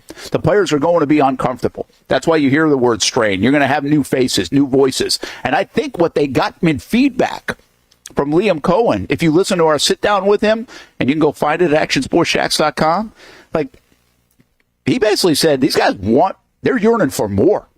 They want some of that. They know they're not getting enough of that. Probably the biggest knock on the coaching staff of Doug's staff is that they didn't strain or stretch him enough. Now, he would probably say, what are you talking about, Brent? You got this and this and this, and give me examples. And I get it. I get that. I'm not telling you he wasn't trying to do it. I just say it didn't come off that way. It didn't showcase that way on the field. The question is, these guys can talk all they want about it. Can they get it to showcase on the field, right? Can they get the message across, communicate it across, build enough competition across? Like the Jags were trying to do all those things. Did they do it to the 10 level? Were they doing it at a 6 or a 7? It's not good enough in the National Football League. So I think it'll be fascinating to see, again, they're preaching, they're talking, that's cool. Can they execute it, communicate it? Can they get it done on a Sunday? That's going to be a step that we won't know until the fall. Let's take a time out. Brent and Austen Show here on the Action Sports Shacks 24/7 network. We'll have Austin Lane jump in the show here in just a little bit. More on Campanile. We'll hear from Grant Udinsky as well, the offensive coordinator. Heard from Heath Farwell, special teams coordinator. Maybe even get a little bit more sound from those guys coming in. Plus, we are going to break down the pass rushers, big part of this defense. The pass rushers for the Jacksonville Jaguars. Trayvon Walker, Josh Hines Allen. Why Anthony Campanile has a good couple of centerpieces on that defense at the pass rush spot. And can they get even better in 2025? It's the Brent and Austen Show on the Action Sports Shacks 24/7 network. You can find it simply at actionsportshacks.com. If you don't see a pit, it ain't legit. When you hear that, you think Bono's Pit Barbecue, a staple in Northeast Florida now for 75 years. A place that feels like home with friendly service. A meeting place for friends, family, or business occasions. On the menu, the corn nuggets are a favorite in our house, but there's something for everyone. Sandwiches, platters, salads, sides, desserts, and family feasts. You see Bono's all over the place in Northeast Florida. You know, there are almost 20 locations in the Jacksonville area now, so stop on by, sit down, and dine in with Bono's. You can also take it to go. There are drive-thrus in many of the locations, and they have delivery options too. Just download the Bono's app to make things easy. I signed up for the loyalty program, and you can too, to get special offers. If Jacksonville is home, few things feel more Jacksonville than Bono's Pit Barbecue. Celebrate 75 years and many more to come. Bono's Pit Barbecue. If you don't see a pit, it ain't legit. For the game day hustle and every day in between. Juggling my show, Jags Social, to going under the Friday night lights and a social life, it's a daily tournament. But this ride, MVP status. The all-new 2024 Lincoln Nautilus isn't just my car, it's my personal locker room, office on the go, and VIP lounge on wheels. Let's talk tech. My profile remembers everything from customizing my dash display to setting the ambient lighting and my signature scent. And wireless charging, essential for live tweeting scores. Whether I'm packing for a beach day with friends or heading to the gym, there's space for every passion. After dominating all day, this becomes my recovery zone. The massage feature is like having a personal PT on call. Life's a non-stop game, but with this ride, I'm always on my A game. The 2024 Lincoln Nautilus. Drive your passion. You trust CGC to make your water great, and now you can trust CGC with your plumbing needs as well. Fast, convenient scheduling, licensed and insured. A quick call away at 904-552-1242. You never know when you're going to have an issue with a shower, toilet, or maybe it's a sink that sometimes is easy to fix. All right, let's be honest. I'm not fixing anything.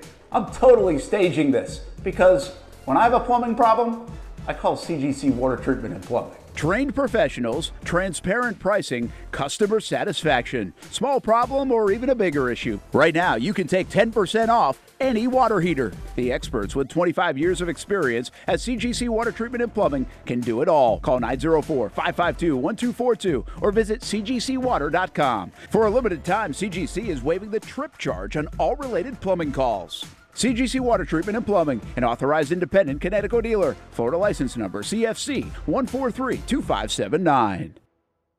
Here on Spring Sports Media Day on Action Sports Jax. It's an opportunity, an education beyond the classroom and the sports arena. Life skills, testing skills, social skills. It's called High School 912, a program focused on maximizing the growth of students in academics, sports, and life. And here's your chance to get involved. If you're a local business, or if you just want to make a donation to help support programs like ACT and SAT boot camps, career days, Leadership Academy, Financial Literacy Academy, and so much more. All right, another Nice High School Panther, Jack Cole. High School 912 supports and hosts high school sporting events and several media days throughout the year. For more information on how you can get involved, visit jaxhighschool912.com. It's the place we party in football season with Jaguars All Access. Welcome to Spring Sports Brewery, everybody. Say hello to our guest tonight. That is Trevor Lawrence. You can bring your party or event to Spring Sports Brewery in Springfield any day and any time. Rehearsal dinners, corporate events, birthdays. Here at Strings, you can enjoy the inside area and the outside area. Good for any weather, good for any occasion. Watch the games, play the games, shoot some hoops. Beer? Yeah, they have that. Plenty of choices. And sure, this is a brewery, but Strings is also a restaurant, and the food is fantastic. A full menu made from scratch meals. And if you need String Sports Brewery to help with a party at your place, they cater too.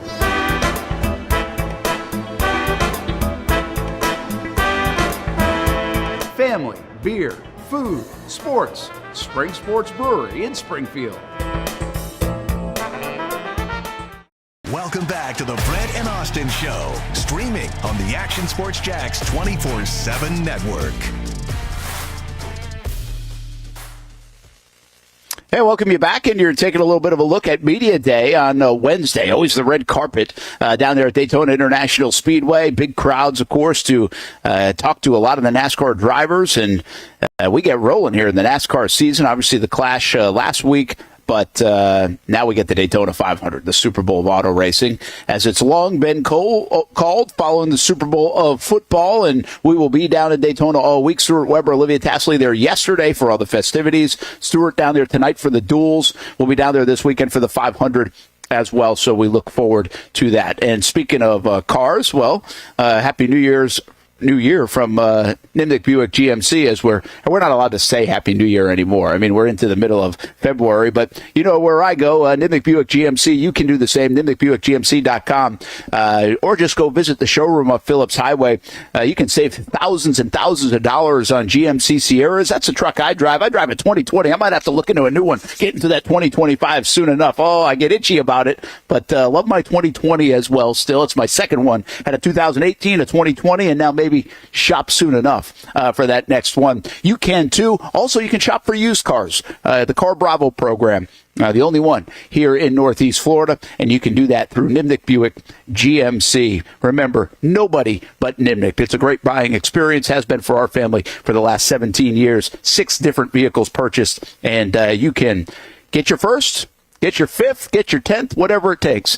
Go to NimnickBuickGMC.com or Nimnick Buick GMC off Phillips Highway. GMC, we are professional grade. Brent Martineau here. Austen Lane making his way back from South Florida. We're going to check in with Austen here in just a little bit. Probably just have the audio of Austen today, and he will be with us tomorrow. We'll be at the Miller Electric Center at Jags headquarters. There'll be a girls flag football event with Jaguars Prep, and we're going to do the show from there. That at least is the plan as of now, 10 a.m. until 1 p.m. Jason Hamby back in the Action Sports Jack studios. If you're just catching up today, what a wild day it's been so far here in Jacksonville. And we didn't expect this morning now when we were planning the show, but Ryan Burr had a report that the Pittsburgh Steelers had inquired about Trevor Lawrence's availability, and that sent everybody into a firestorm. I still have Steelers fans thinking like this could possibly happen.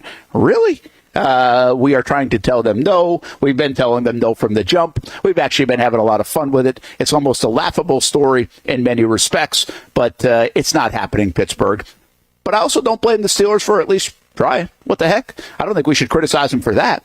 I just think if anybody believes this was happening, I will criticize you for that. That is not happening. It makes no sense. Some people are even bringing up now all the dead money involved with Trevor Lawrence. Like, why would the Jags even eat that on top of the first and second round pick? I think this was floated around as a potential. And, oh, wait, maybe not the first round pick this next year because Pittsburgh's getting the draft, so they'll need that. But do they need a quarterback or do they need a pick for the draft? I mean, what are we talking about? It was just a very humorous story, I thought, this morning, but one that obviously is not happening. And I think we told you that at 10 o'clock. And I think other people now are saying, yeah, the Jags calling it ridiculous, I think, is what Mike DeRocco reported that he heard from a source inside the Jacksonville Jaguars. Well, we called it ridiculous starting at 10 a.m., but we did have a lot of fun with it. And I did think an important part of that Trevor story was the fact that we all bow up here in Jacksonville like, yeah, right, you're not taking that guy. And I think the Jags organization that has built this new regime all around Trevor. I mean, how many times? It was almost uncomfortable. Trevor was sitting like 10 feet away from us in the news conference for Liam Cohen and Shad Khan. And how many times did Shad Khan and Trevor Lawrence, and Liam Cohen basically say, yeah, this is all about Trevor. This is all about Trevor. So I felt like Trevor must have been uncomfortable for him listening to all that, everybody talking about him in the room. But that's how much they believe in this guy, and that's how much he's a part of what this is all about right now. Obviously, the contract extension showed that, and I long have said he wants to be a part of this too. He's not asking out of here. He wants to be the guy that helps solve the riddle here in Jacksonville, and many people believe he's that guy. So I actually think that's a very nice thing that people here in Jacksonville are like, shut up, Pittsburgh.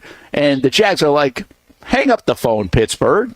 And everybody bows up because that's how much belief there still is in number 16.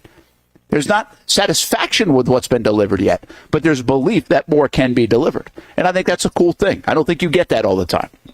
With players, and especially at that position, people want to give up pretty quick. So they're not going to do that here in Jacksonville. We've also heard from Anthony Campanile, the new defensive coordinator, and Heath Farwell, the special teams coordinator. We will hear from Grant Udinski in just a little bit, the offensive coordinator, and we're going to hear from Austen Lane right now as he joins us on his way back up from South Florida to Jacksonville. And Austen, I guess I'd be remiss if I didn't get your thoughts overall on the Trevor inquiries. It was kind of a fun one this morning that you missed. It was interesting. I thought I was getting trolled on Twitter. I had to make sure it was verified and everything, but it sounds like it is, yeah?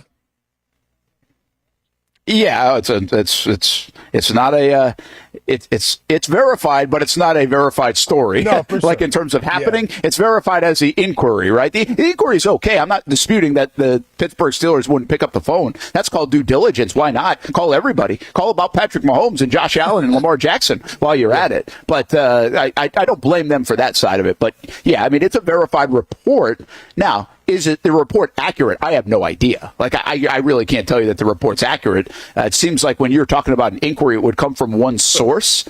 But I'm also not disputing the report because there's a lot of logic to say, hey, Pittsburgh needs a quarterback. Let's at least float this idea, right? Course. So I don't know if a phone call was ever made. Of course. You know, I mean, I wouldn't be surprised if Matthew Stafford's name pops up pretty soon. You know, like, I mean, I think the Pittsburgh Steelers right now, they're obviously desperate for a quarterback. And if you look at with Mike Tomlin, what he's been able to do year in and year out in terms of consistency, in terms of having the winning record, in terms of going to the playoff, maybe nobody does it better than the Pittsburgh Steelers. And they've done all of this without a franchise quarterback. Like, yeah, we can say you had Russell Wilson and you had Justin Fields, but those were Band-Aids. Those weren't the permanent solution. Trevor Lawrence could be the permanent solution. So, yeah, I mean, I think it's all, obviously this is more like Madden, in terms of like, yeah, let's try to get Trevor Lawrence and everything. Like, it's not going to happen. Jacksonville invested in him for a reason. He is the prince that was promised, yada, yada, yada.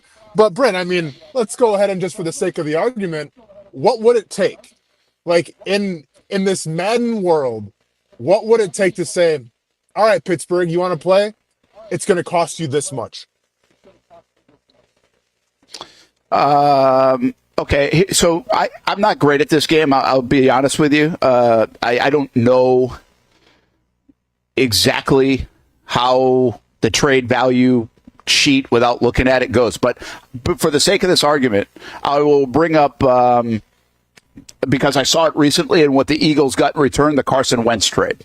Okay? And I believe at this stage, I would say Trevor's more tradable, like a better trade prospect than even Wentz. But Wentz was at the time, you have to remember, this is in hindsight now, but you have to remember at the time, he was like, hey, that guy still might have it. We just got to change the scenery, and he might be Baker Mayfield, what he is now, or whoever else, right? Sam Darnold or whatever. So let's go back to that trade. Carson Wentz was an MVP candidate, too. He probably would have won the MVP if he would have gotten hurt back in 2017. Absolutely. So let's see what it was. Give Hurts a shot. Get what accounted to an impressive haul for Wentz. A third-round pick in 2021 and a first-round pick in 2022. That was the ball that got everything rolling. And then I think they made a series of moves after that. So all Wentz really got was a first and a third. Third immediately and then a first after. So it'd be way more than that. Here's what I go to. Jalen Ramsey got 2 firsts and a fourth. Like, at the minimum, it would be that, Austen, for your franchise quarterback. Oh, no, for sure. Yeah, right? Absolutely.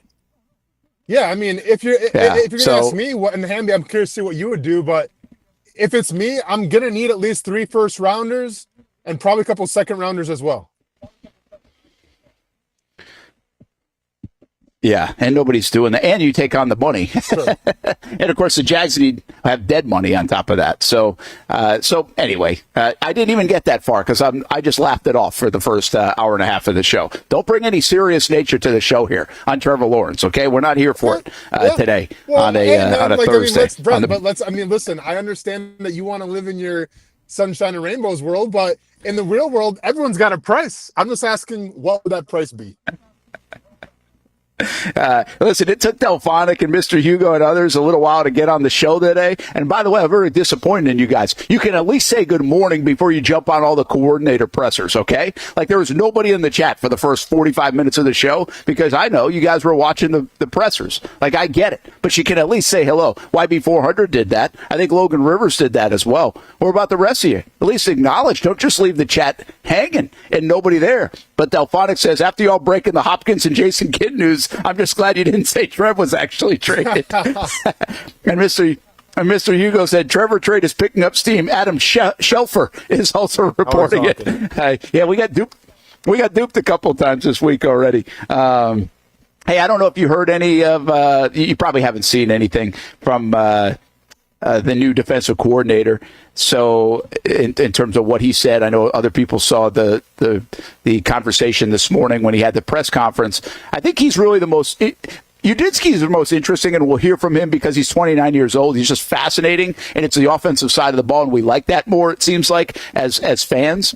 But I really think Campanelli's maybe the most important one talking here on this Thursday for the Jags. Like, his vision, what's it going to look like? And Austen, I think you're really going to like this guy. He reminds me a bit of the Joe Cullen kind of way, right? And he's going to really preach violence. He's going to what stood out to us, we just had this conversation, is he said, we are going to celebrate getting off blocks and running to the ball. Like, he said it like they're going to celebrate that, like people go celebrate in the other end zone now for turnovers. Sure. And so that is, he did not see them doing that. He said strain, right? And all those things that you're going to get blocked, but you got to win that battle and then, man, get to the ball. It looks like he didn't see that with this defense last year. Quite frankly, I don't think we saw enough of that with this defense last year, but he's going to preach it. We'll see if they can communicate it and execute it. But I think the way you like the game to be played on that side of the ball, you got to like what this guy's saying. I mean, I haven't heard anything from the press conference yet, but I'm looking forward to listening to it probably on my way back home to Jacksonville here. But, it's interesting, Brent, because I said this many times on the show. When you talk about Joe Cullen, one of the biggest things that he stressed was it takes talented individuals to rush the passer. Not everybody can do that, right? I mean, you got to have the hip mobility, you got to have the hand violence. All these intricacies go into being a great pass rusher. But stopping the run, chasing down, balls from across the field, and playing with a sense of urgency and pride, that's all mindset. That doesn't take any talent. And Joe Cullen would reiterate that every single day in meetings. You literally say, if you guys don't want to play the run, I'll go find some bums and I'll coach them up how to play the run. Like, playing the run is non-negotiable because it's all about attitude. And just once again, just sounding by some of the sound bites of what you guys are talking about, it sounds like he's kind of coming from the old school Joe Cullen school of hard knocks, if you will. And I'm all for that because there is talent on this defense, right? And you have one of the rarities of having two bookends in the NFL that are legit. But we got the sense last year, Brent, that there wasn't that pride. There wasn't guys flying around. There wasn't guys trying to initiate violence. And that's where that mindset, that's where that attitude comes in. Hopefully we see that this year from this Jaguars defense. And by the way, if you're watching the Jags play, I said this earlier. I said I had some folks in even Cohen's camp kind of question a little bit, man, why they didn't play that physical? Like, they weren't physical enough, to the standard of where the NFL needs to be. And that's what I hesitate to mix that with, this is a soft bunch of guys. I don't think that's what they were saying. It's just like, where was some of that? So that jumped off the tape, I think, to these guys. That wasn't coming from Cohen himself, by the way, just to be clear. But obviously, that's what they've been talking about if it was coming from somewhere around there. And I don't disagree with them. So I think they're seeing that they need to get more out of that, and it makes a lot of sense. I'll give you one more thing that I really like so far about this staff and what's being said. And all we have to go on is what's being said. I get that, and I know that. And as I told Hamby earlier in the show, I'm not going to celebrate the talking at great length, but it is all we have to go on right now. And one of the things I really feel like this organization has been missing, and Austen, you thought this is why maybe Ben Johnson went to Chicago, but I wrote about it, we've talked about it, is the word vision. We have not heard a lot of that over the years, whether it was Urban Meyer or even Doug Peterson coming in. Doug Peterson said in his initial press conference things like, hey, I'm going to call plays. Well, that lasted a year. And also, hey, we're going to bring championships. Okay, everybody has that vision of bringing championships. But what does it look like? How do you get there?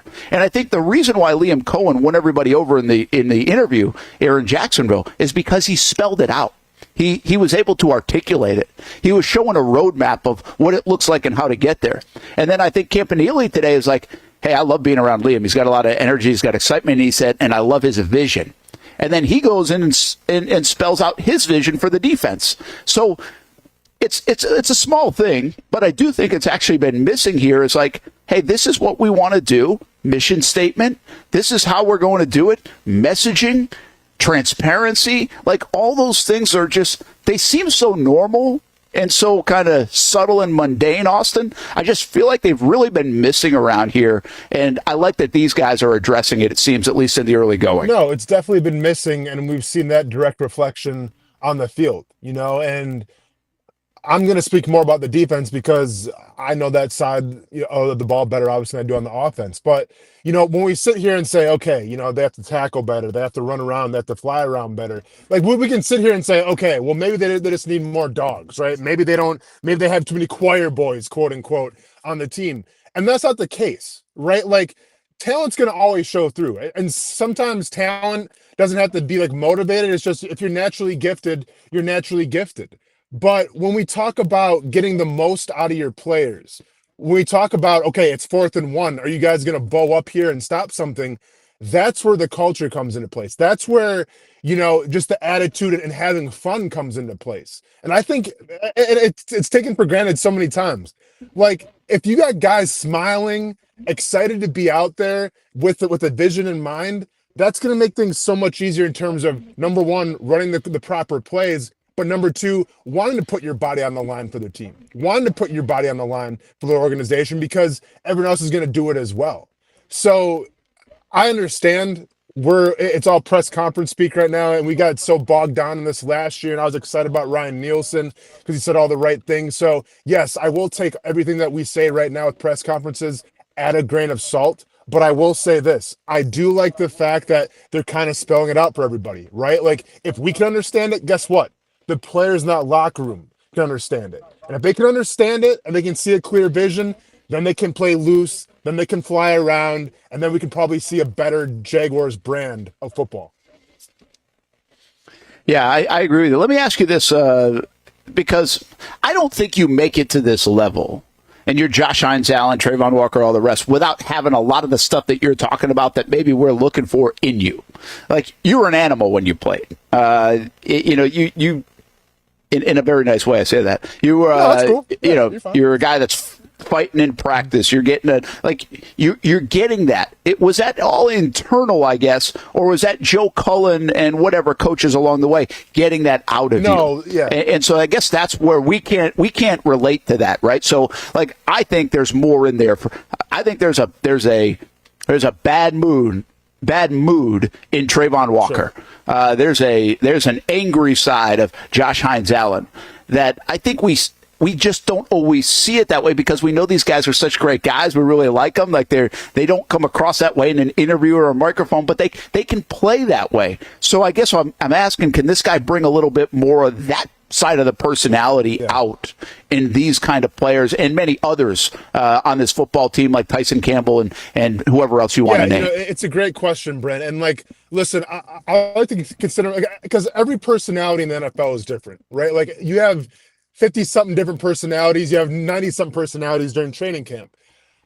I was always the guy that, like, I approached football as it was like a giant playground out there, whether it was practice or whether it was a game. Like, I literally enjoyed, I had the biggest smile on my face, almost to the point where I probably appeared a little insane because I was having so much fun sometimes, right?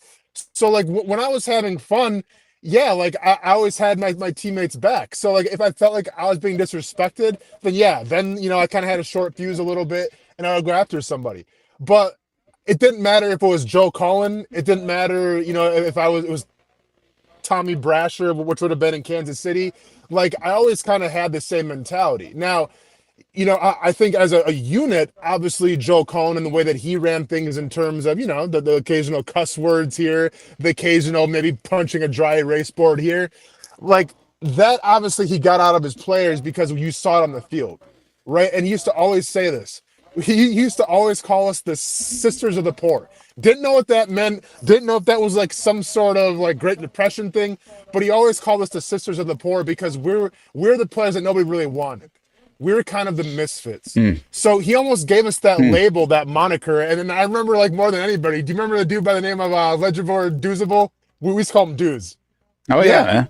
Lige Douzable, yeah. Lige Douzable. So Dooz is a classic example of this. And Mintz is a classic example of this as well. It's just like, Joe Cullen would always get in front of our defensive line during the meetings and just be like, and then we got Dooz out here. We just got him off the streets. Mintz, nobody wanted him, overweight. And, like, kind of like getting after Mintz a little bit, like, hey, coach, like, take it easy, man. Like, he's still in good playing shape. But, so, like, Mintz would kind of, like, give him a little glare, but kind of, like, go along with it because he's trying to prop him up. But, like, he always did a great job of almost making it seem like, Brent, it was us against the world, right? And once again, like, did I need that personally? No, because, like, I was going to give you everything that I had regardless. But I think as a unit, like, right, that's just me. But this is a team game. So if you can bring up things where someone can rally behind, like our defensive line kind of being a bunch of no-namers, kind of being, the children of the poor, or the daughters of the poor, or whatever, like, we rallied behind that. And we took pride in that. So then every single time that we went on the field, Brent, you saw us jump off the tape in terms of hustle. You saw us jump off the tape in terms of, stopping the run on 4th and 1 or shutting a run game down. Just because, like, we took pride in that, because that pride was instilled in us. So to answer, I mean, there's a long-winded answer here, but I do think the coach is a huge influence in terms of how the defense plays as a whole unit, but individually, it's on that player to be motivated, to have a smile, to have fun, or whatever the case may be, to make sure they're getting the best out of their performance. Yeah, listen, it's called the chip on the shoulder, right? How do you keep that? That is part of coaching. Like, how do you keep that going? I mean, and let's just relate it to our world, right? I mean, we're trying to work out here. I hate working out. Like, I try to get in better shape. I hate it. Like, I'm not motivated to do it that much, but I'm like, okay, I want to do it. I feel better about it. But I would way rather go to a place and work out with other people, because then that's going to bring out some competitive juice a little bit to me, you know? So, like, I might cheat a little bit on my own. But if I'm over there, I'm like, I'm beating that guy next to me or that gal next to me, whatever it is. Like, I don't want to be shown up. So, like, you can tap into that in a different way. We all have that different. Like, what taps into you in a different way at your workplace, working out, whatever you're motivated for, all these different things.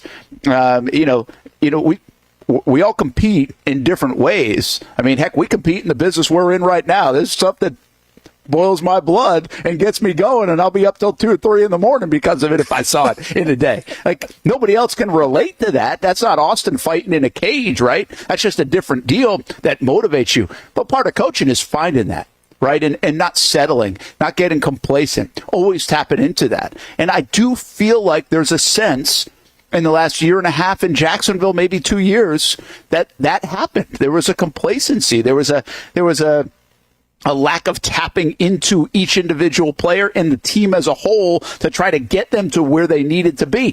And that's what I call pushing buttons as a coach. It really seemed like Doug did such a good job of that the first year specifically, and even into the first half of 2023, I would say, because the record at least showed that he did.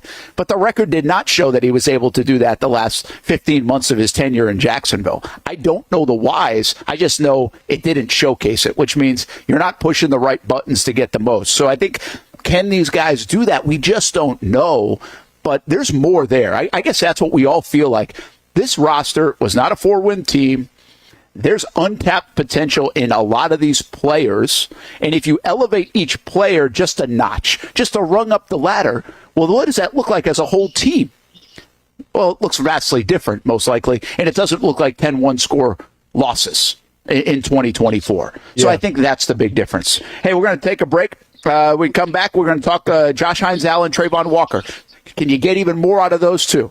We think they're really good, but can you get even more out of those guys? Plus, we'll hear from Grant Udinsky, the offensive coordinator of the Jacksonville Jaguars. Before we do that, I want to tell you about the Amelia. We're showing a couple of QR codes on the left part of our screen, and there's one for Bozard and their mobile services. There's another one for the 30th edition of the Amelia, and that's up there in Amelia Island at the Ritz-Carlton and the Golf Club of Amelia Island, March 6th through the 9th, and you can be a part of it. AmeliaConcours.com, AmeliaConcours.com. It's a silent S. If you want to get tickets and find out more about the entire experience, but you can simply click on that QR code as well throughout any time during the show.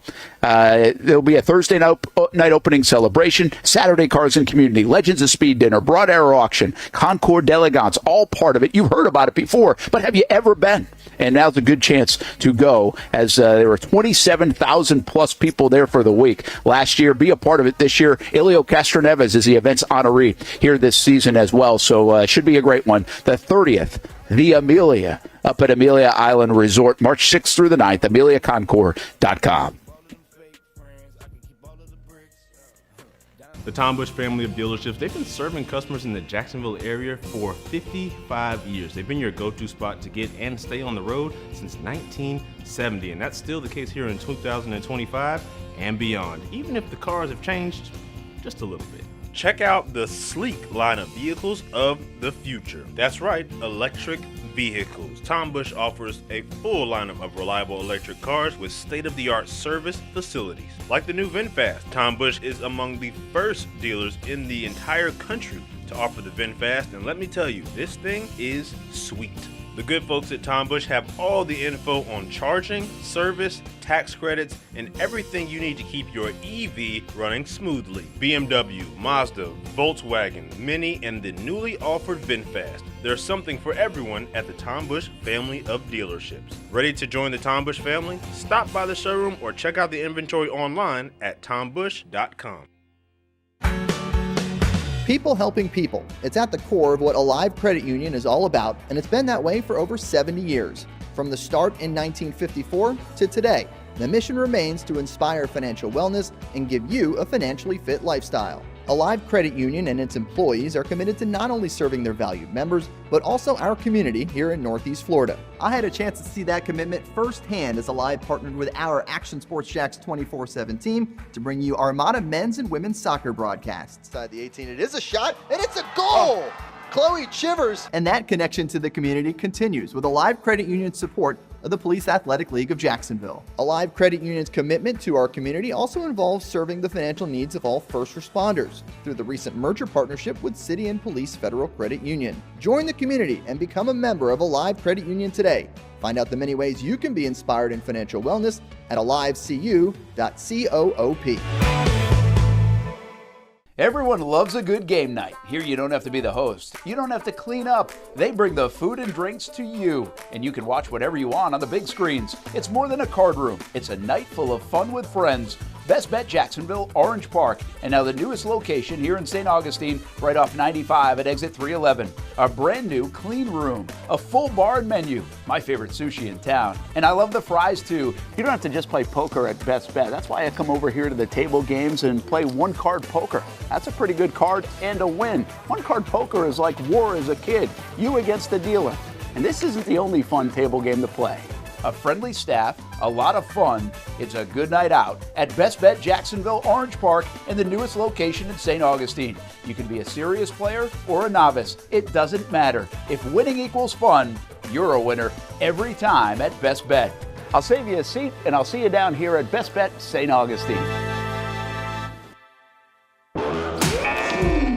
A big week for the UNF men's basketball team, a sweep of Stetson and Jacksonville University.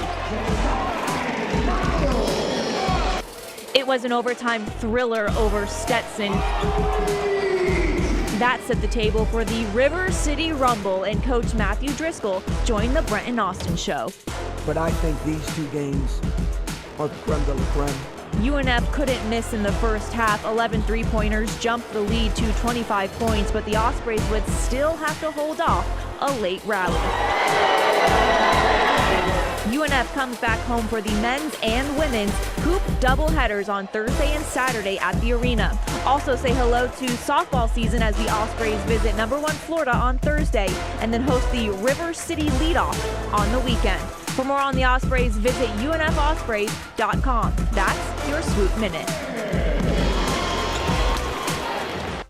Just be yourself. Maybe we're talking about being a dad or a mom, a first responder or a teacher. Maybe it's a sports fan. We love those. We're talking about anyone in the Jacksonville community. At Community First Credit Union, just be yourself means being real. When you partner with Community First, it's straightforward. They're people connecting with you, so you can be yourself. I've been coming here to Community First for years. This is the Bartram branch, the one I usually come to, and they have mortgage loans, personal loans, and auto loans, and I'm almost done paying off that truck loan. Just a few more months. Good rates, easy online banking, and friendly customer service when I have a question. It's easy to be myself with Community First. They live up to the slogan in their name. Community First has partnerships in the Jacksonville community with the Iceman, the Florida Theater, the Jacksonville Zoo, and many more. Visit one of the Jacksonville branches or find out all you can do with Community First Credit Union at communityfirstfl.org so you can just be yourself. Welcome back to the Brent and Austen Show, streaming on the Action Sports Jags 24/7 network. All right, here's the latest from Daniel Griffiths, and he's talking about the pass rushers for the Jacksonville Jaguars. How about this? Both top 15 in pressures this year, 66% of the pressures, most of any duo. And my numbers are a little fuzzy, and so are my eyes, but 54% of the team sacks, second most of any duo. Here's the deal. The Jacksonville Jaguars have a good tandem. That's the moral of the story. But can they be better? Can this even continue to elevate? Can this scheme, can this coaching staff get even more out of 41 and 44? And that's the topic. Brent Martineau, along with Austen Lane, making his way back to Jacksonville, actually, from fight camp in South Florida. He's got a fight coming up March 1st against Mario Pinto in the UFC in Las Vegas. So fight camp continues, but a little hiatus back up north to Northeast Florida here on this Thursday, and he'll be with us tomorrow from Miller Electric Center at Jags headquarters with some girls flag football. Will be in the background of our show tomorrow. Daniel Griffiths, he is helping us out. He's a contributor to our show now. This week started, and we're glad to have him, and he's pushing out some really good stuff. Brian Thomas Jr. a couple of days ago, Jarian Jones yesterday. You can find the articles at actionsportsshacks.com. That's where we want you to go, and while you're there reading the articles, you can listen to the show right now live right on actionsportsshacks.com. That's how this network works. We also have a ton of other coverage all day on that network right there at actionsportsshacks.com. It plays right there on the left part of your screen on the top automatically, so you can just work and listen and watch whenever you would like. We've got Cup Day a week with us, 1 and 1:30, Fleet and Footy, talking soccer at 2 o'clock. So there's something for everybody here on the Action Sports Shacks 24/7 network. But Daniel's talking football, and he'll write about this story, and it should be up momentarily on actionsportshacks.com and the pass rushers. But Austen Lane, you were a pass rusher. And when you look at these two guys, I don't think I've really asked you this question. How good are they, Trayvon Walker and Josh Hines-Allen, in the respect of you did what they do? How good is their talent level? And I guess, can we get more out of them?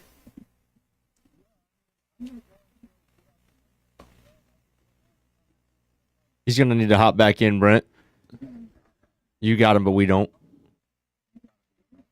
Okay, you don't hear him? Okay, you're going to have to hop back in, Austen.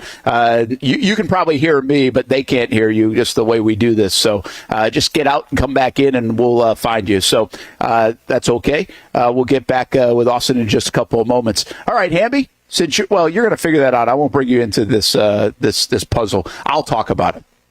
Because I think what Austin was trying to say, and you couldn't hear it, but I could, so I could steal a little bit of his thunder, is that he thinks they have potential to be a great tandem. And they're already one of the best tandems in the league, in my opinion. You look at what Minnesota did this year. They had one of the top tandems, I think top 20 pass rushers. So that was very good. I don't think people would have labeled that the early going, but they ended up doing that with Van Ginkel and Grenard. And then what I really look at is in the division in Houston. Will Anderson, Donnell Hunter. The Donnell Hunter signing was a really good one. Remember, the Jags flirted with that, it felt like, down here in Jacksonville for a couple of years with Trent Baalke. Well, Houston was able to get him, and they delivered. That defense was really good, and those edge rushers are really good. The Jags, though, feel like they've got those guys that can compete year in, year out with the best duos in the National Football League, and Josh Hines-Allen proved he can compete with anybody in the National Football League 2 years ago when he had 17.5 sacks.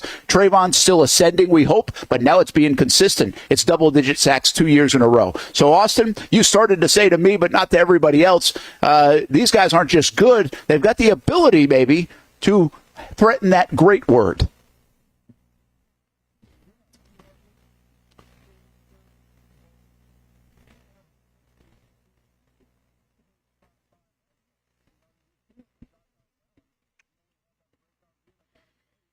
Brett, we still can't hear him.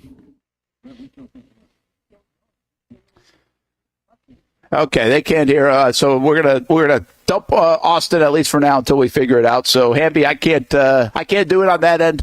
Will you guys figure it out on this end? We'll keep talking about this without Austen for now. But I think, again, I know where he's going with this. The question, what I want to know on the pass rusher side, is how much can they get to the ceiling? How consistent can they be there? What's what we asked about with Josh Hines-Allen coming off 17.5 sacks? Can he do it year after year? It doesn't have to be 17.5. Can he do 12, 13, 14? That is a large number of sacks, folks. I know when I say 12, it's like, well, wait a minute. Myles Garrett's getting 14.5 and Trey Hendrickson and other. No, that's not it.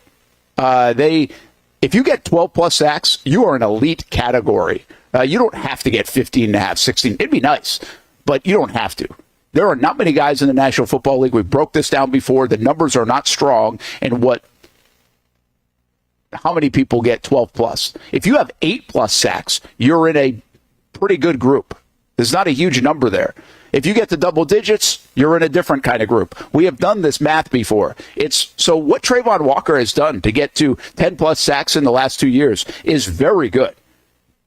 And Now can the Jags do that on a consistent basis year in, year out? Who knows what Josh might. He missed the last game because of personal reasons. Maybe he would have been able to get to double digits and they both would have joined that. We really feel like if the Jaguars were better off offensively or had more leads in games, those guys' numbers would have been at least 2 or 3 sacks higher than they already were. So I think these guys were coming off multiple years of good production. Now we wonder, where can they get it to? Can it keep climbing? And we will see if they're able to do that. But Daniel Griffiths writes about it. I'm going to pull up a little bit of his article so I can share that part with you and just give you a little bit of a sneak peek, because he really breaks down some of the numbers for us. The Jags collected just 186 pressures, by the way, and 34 sacks. The year prior, it was 251 pressures, 40 sacks in 23. Well, these guys are doing all the work. As we just showed on that graphic, it's just the 2 guys that are doing most of the work. They need more help. That's the moral of the story.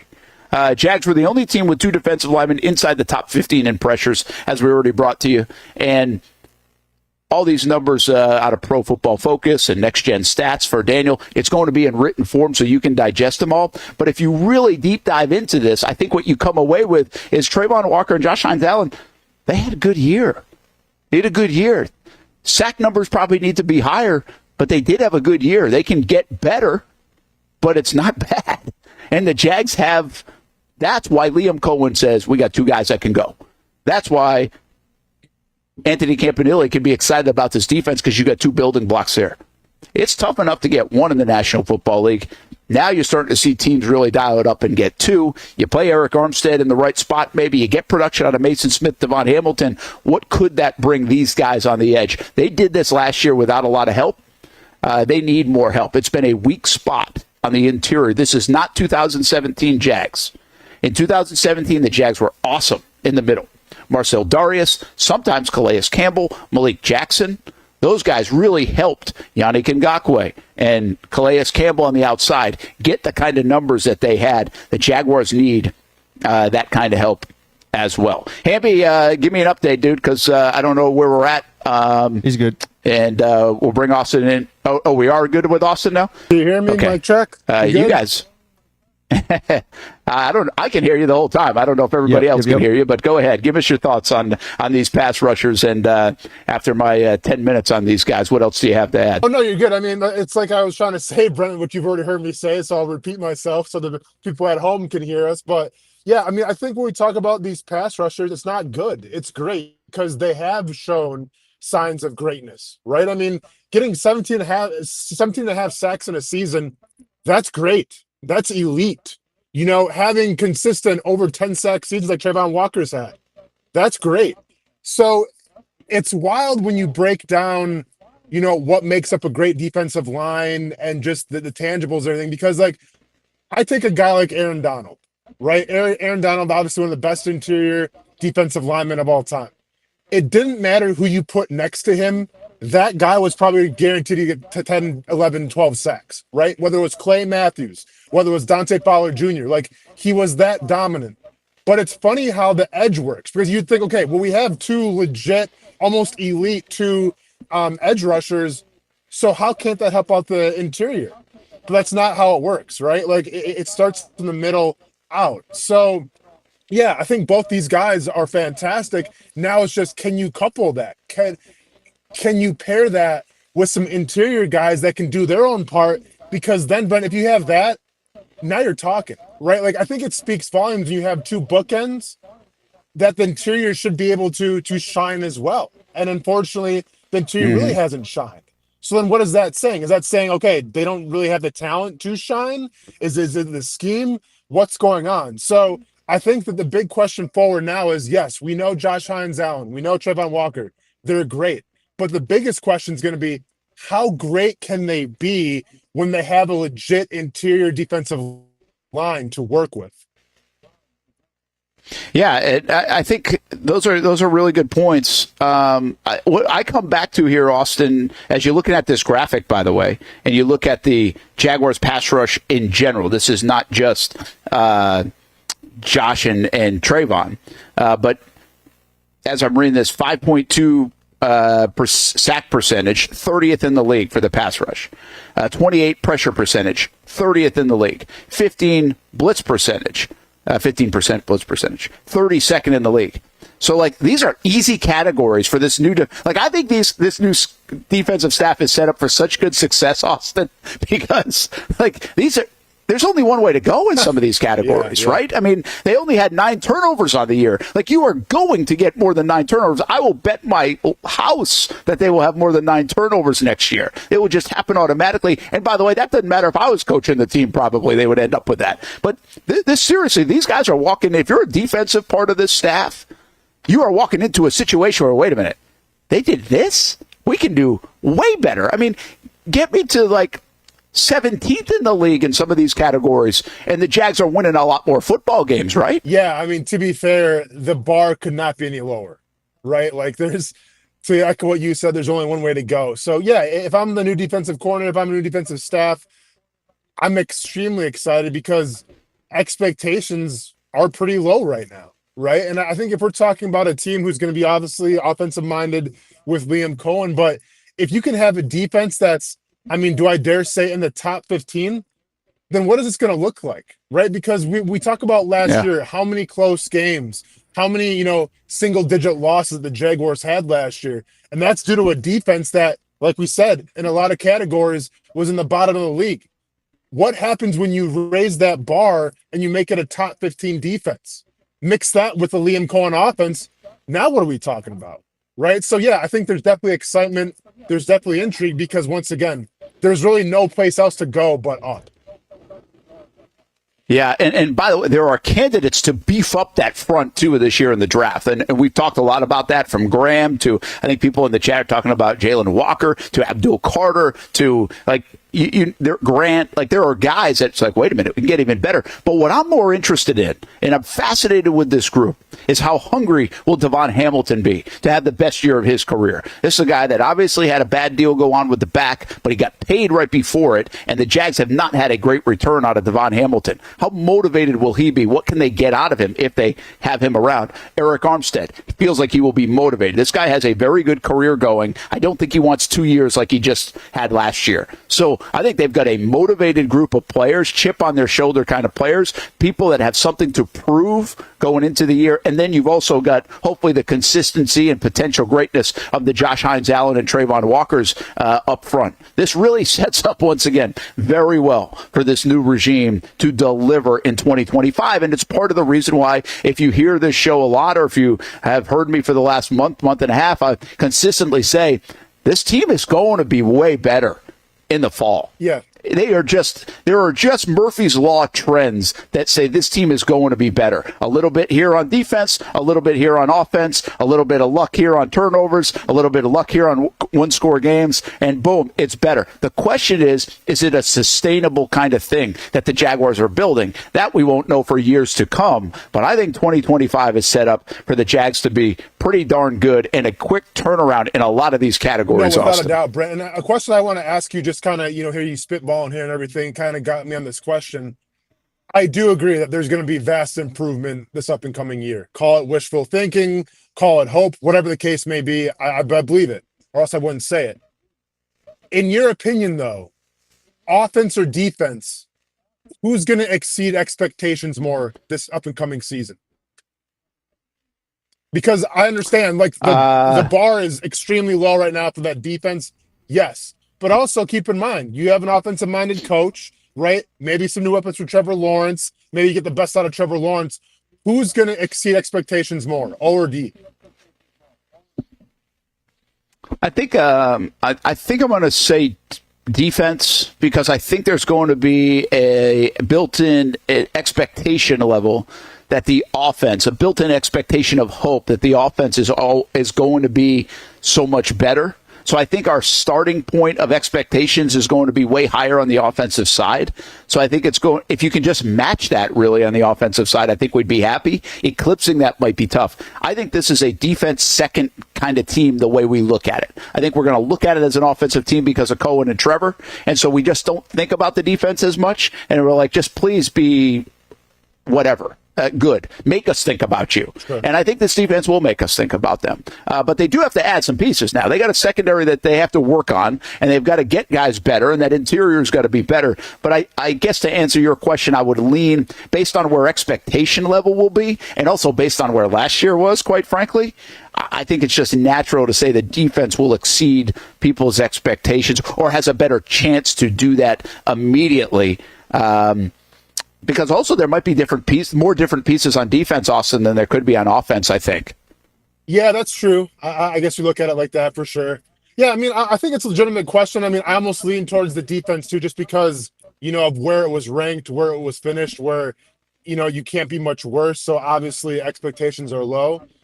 But at the same time, I mean, another year of Brian Thomas Jr., maybe the best year of Trevor Lawrence, maybe a run game now that makes a little more sense. Like, yeah, there's expectations for Liam Cohen to come in here and turn everything around, but that's just kind of hope. We have to actually see it for ourselves. And if we could actually see an offense that, reaches the category of a top 8 offense, that would be pretty surprising as well, I would think.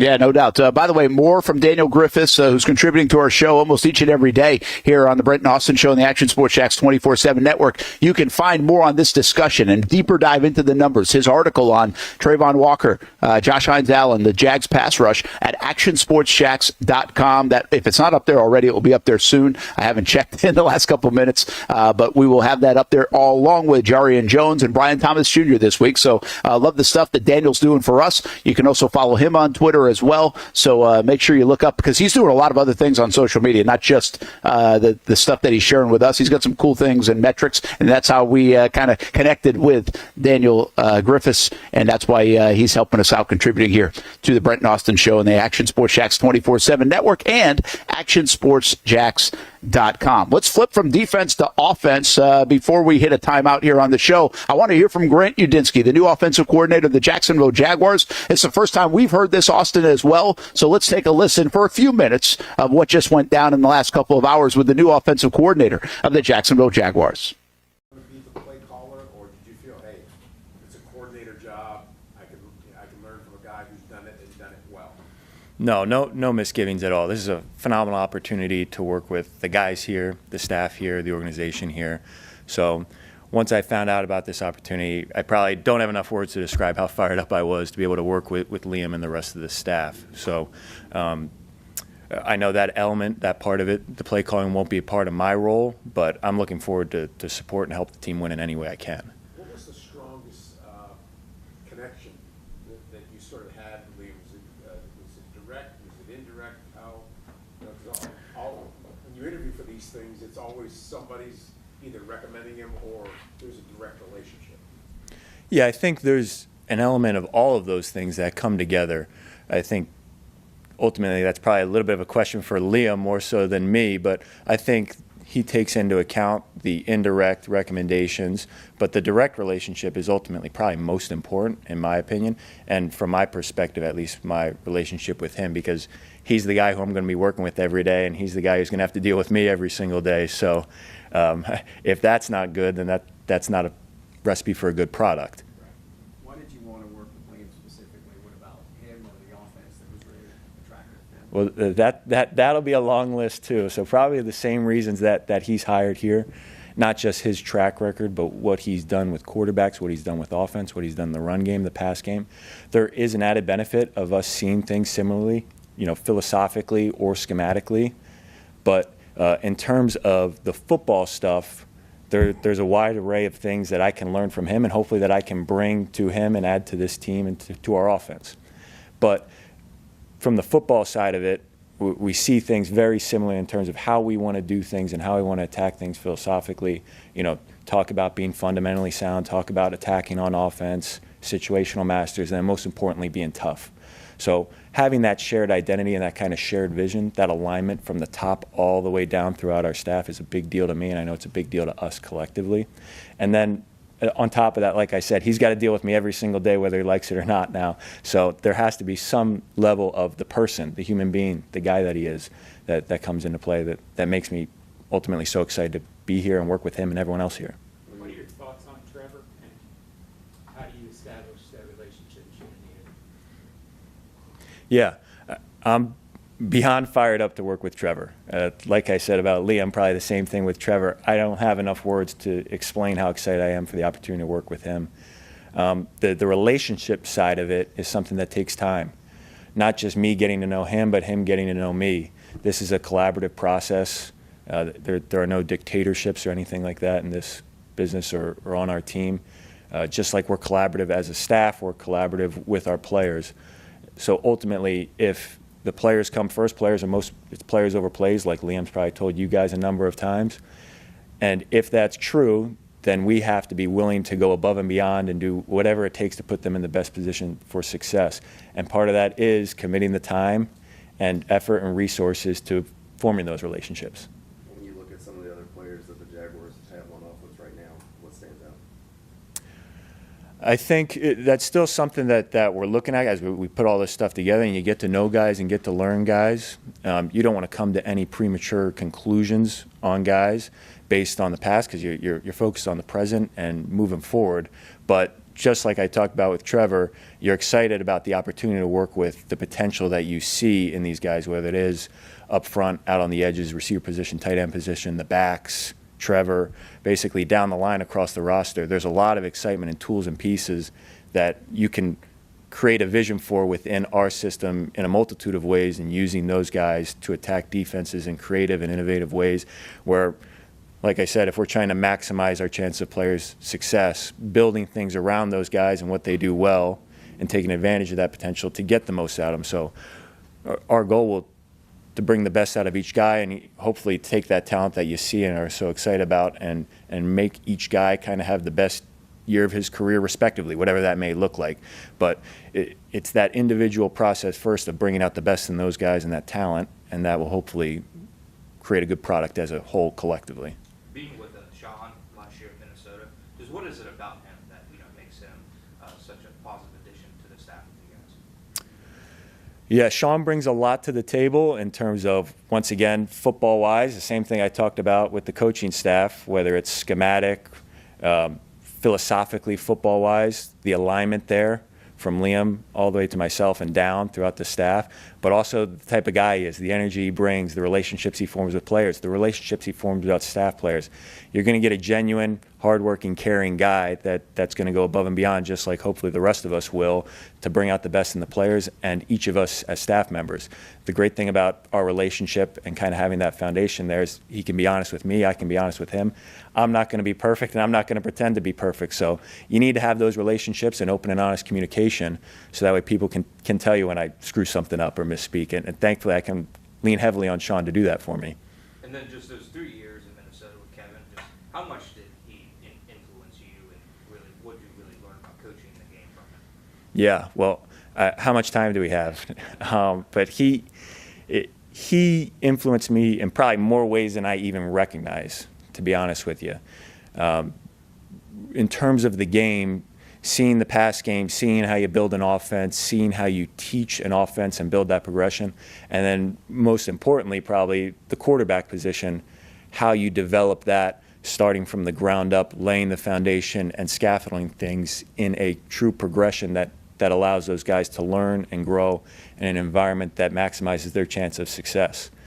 So I could probably go on for hours about what that kind of process looks like, but from a football standpoint, he kind of covers all the bases in terms of you learn things explicitly and implicitly in terms of just concepts or certain schemes and philosophies, but all the way down to the detail on how those concepts are executed or how those concepts are implemented or how those concepts are game planned. I think that's something that he does at a really high level, and the results kind of speak for itself with him and the success he's had there in Minnesota and even prior to that. And then on top of that, my role, I was in a very fortunate position to be with him and spend so much time with him, seeing the connector that he is and the type of person that he is and the impact that he has on people's lives, not just in the meeting room and with us as coaches or with the players, but even beyond with the entire organization. From everybody in that building or everyone that walks through that building feels his impact and his presence and the culture that he's set there. And that pays dividends and kind of has a ripple effect beyond his immediate reach.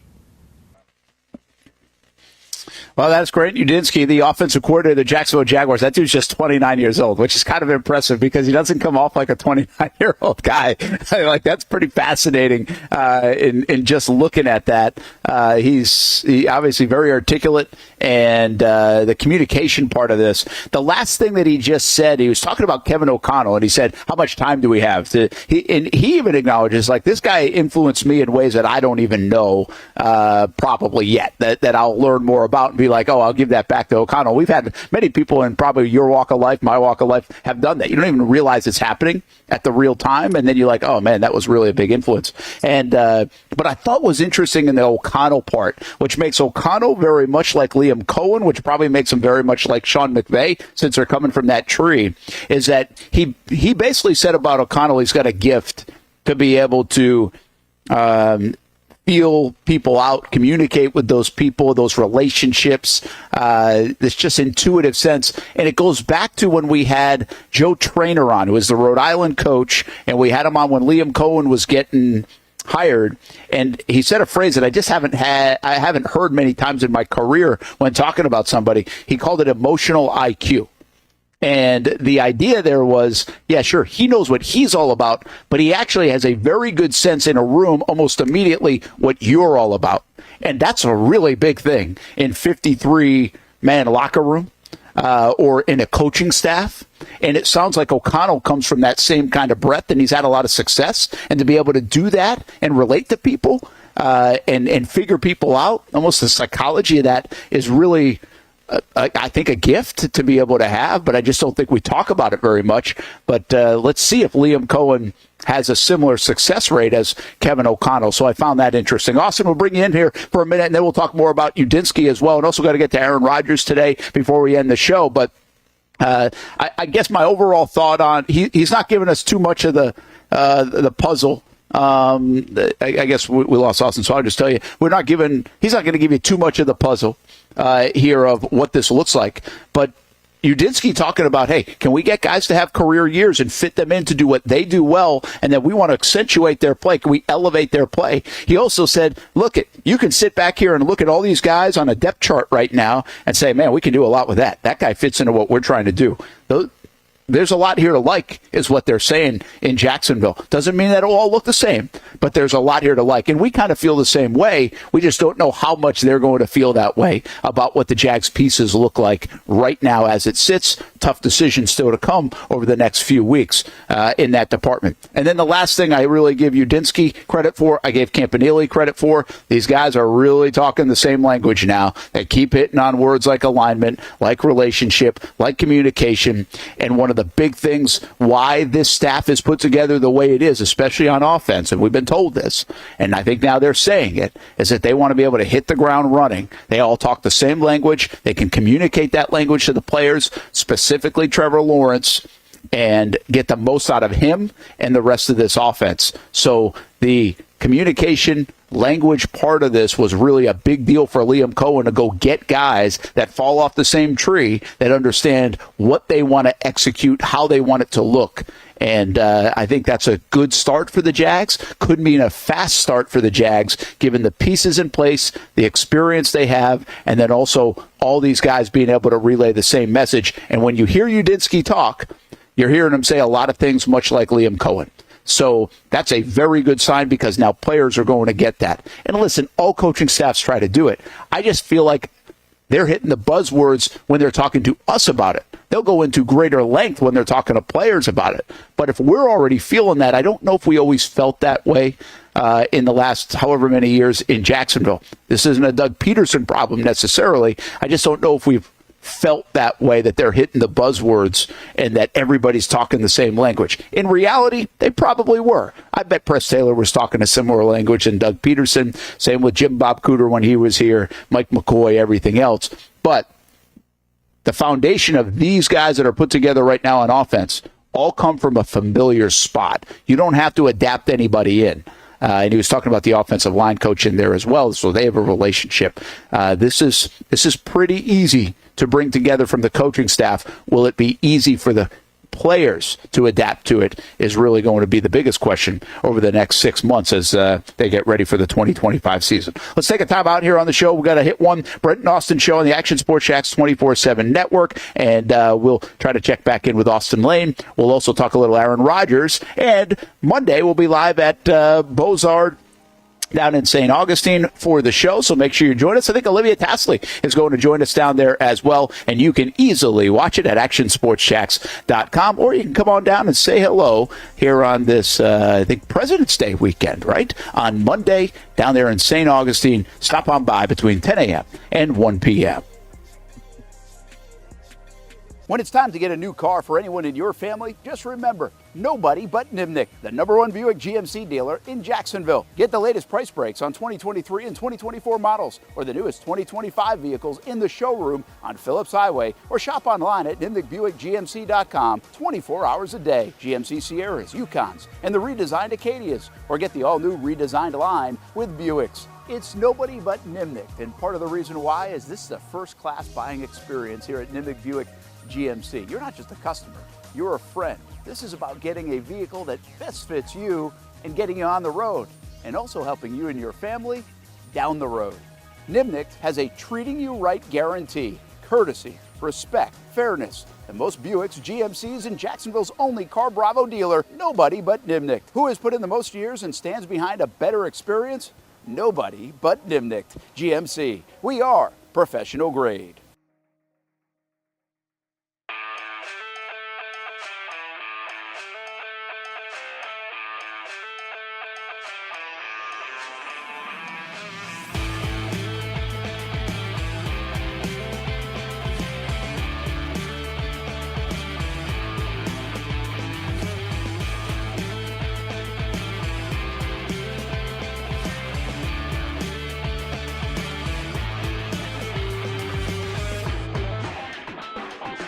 I've been telling you about CGC Water Treatment and Plumbing for a long time now. Their drinking water systems remove up to 99% of contaminants. We've had a Connecticut water softener and drinking water system in our home for more than 7 years. You can see the difference whether you're washing clothes, the dishes, or what I like to do most, fill this up for some coffee every morning, and mostly all day. Remember, if you're not filtering your water, you are the filter. Don't be the filter. Right now, you can save $500 on a Connecticut Premier Softener and get a free Connect Salt Monitor with purchase. The experts at CGC Water Treatment and Plumbing will test your water for free and determine your water score. Don't know your water score? CGC will find out and recommend the appropriate Connecticut water treatment solutions so you can improve it. Call 904-552-1242 or visit cgcwater.com. Ask about our 90-day love it or leave it guarantee. CGC Water Treatment and Plumbing, an authorized independent Connecticut dealer. Florida license number CFC 1432579. The rhythm of my heart is beating like a drum, with we are more rolling off our tongues. Never will we roam, for we know our place is home. Where the ocean meets the skies, we be sailing. Where the ocean meets the skies, we be sailing. When it comes to trucks, I know exactly what I want. And at Beaux-Arts Ford, they make it easy to get exactly that. Let's go make this truck a little more my style. With Beaux-Arts Built, I can create my perfect truck right here. Lift kit? Check. Premium wheels? You bet. Advanced lighting package? Oh yeah. The Beaux-Arts team works their magic.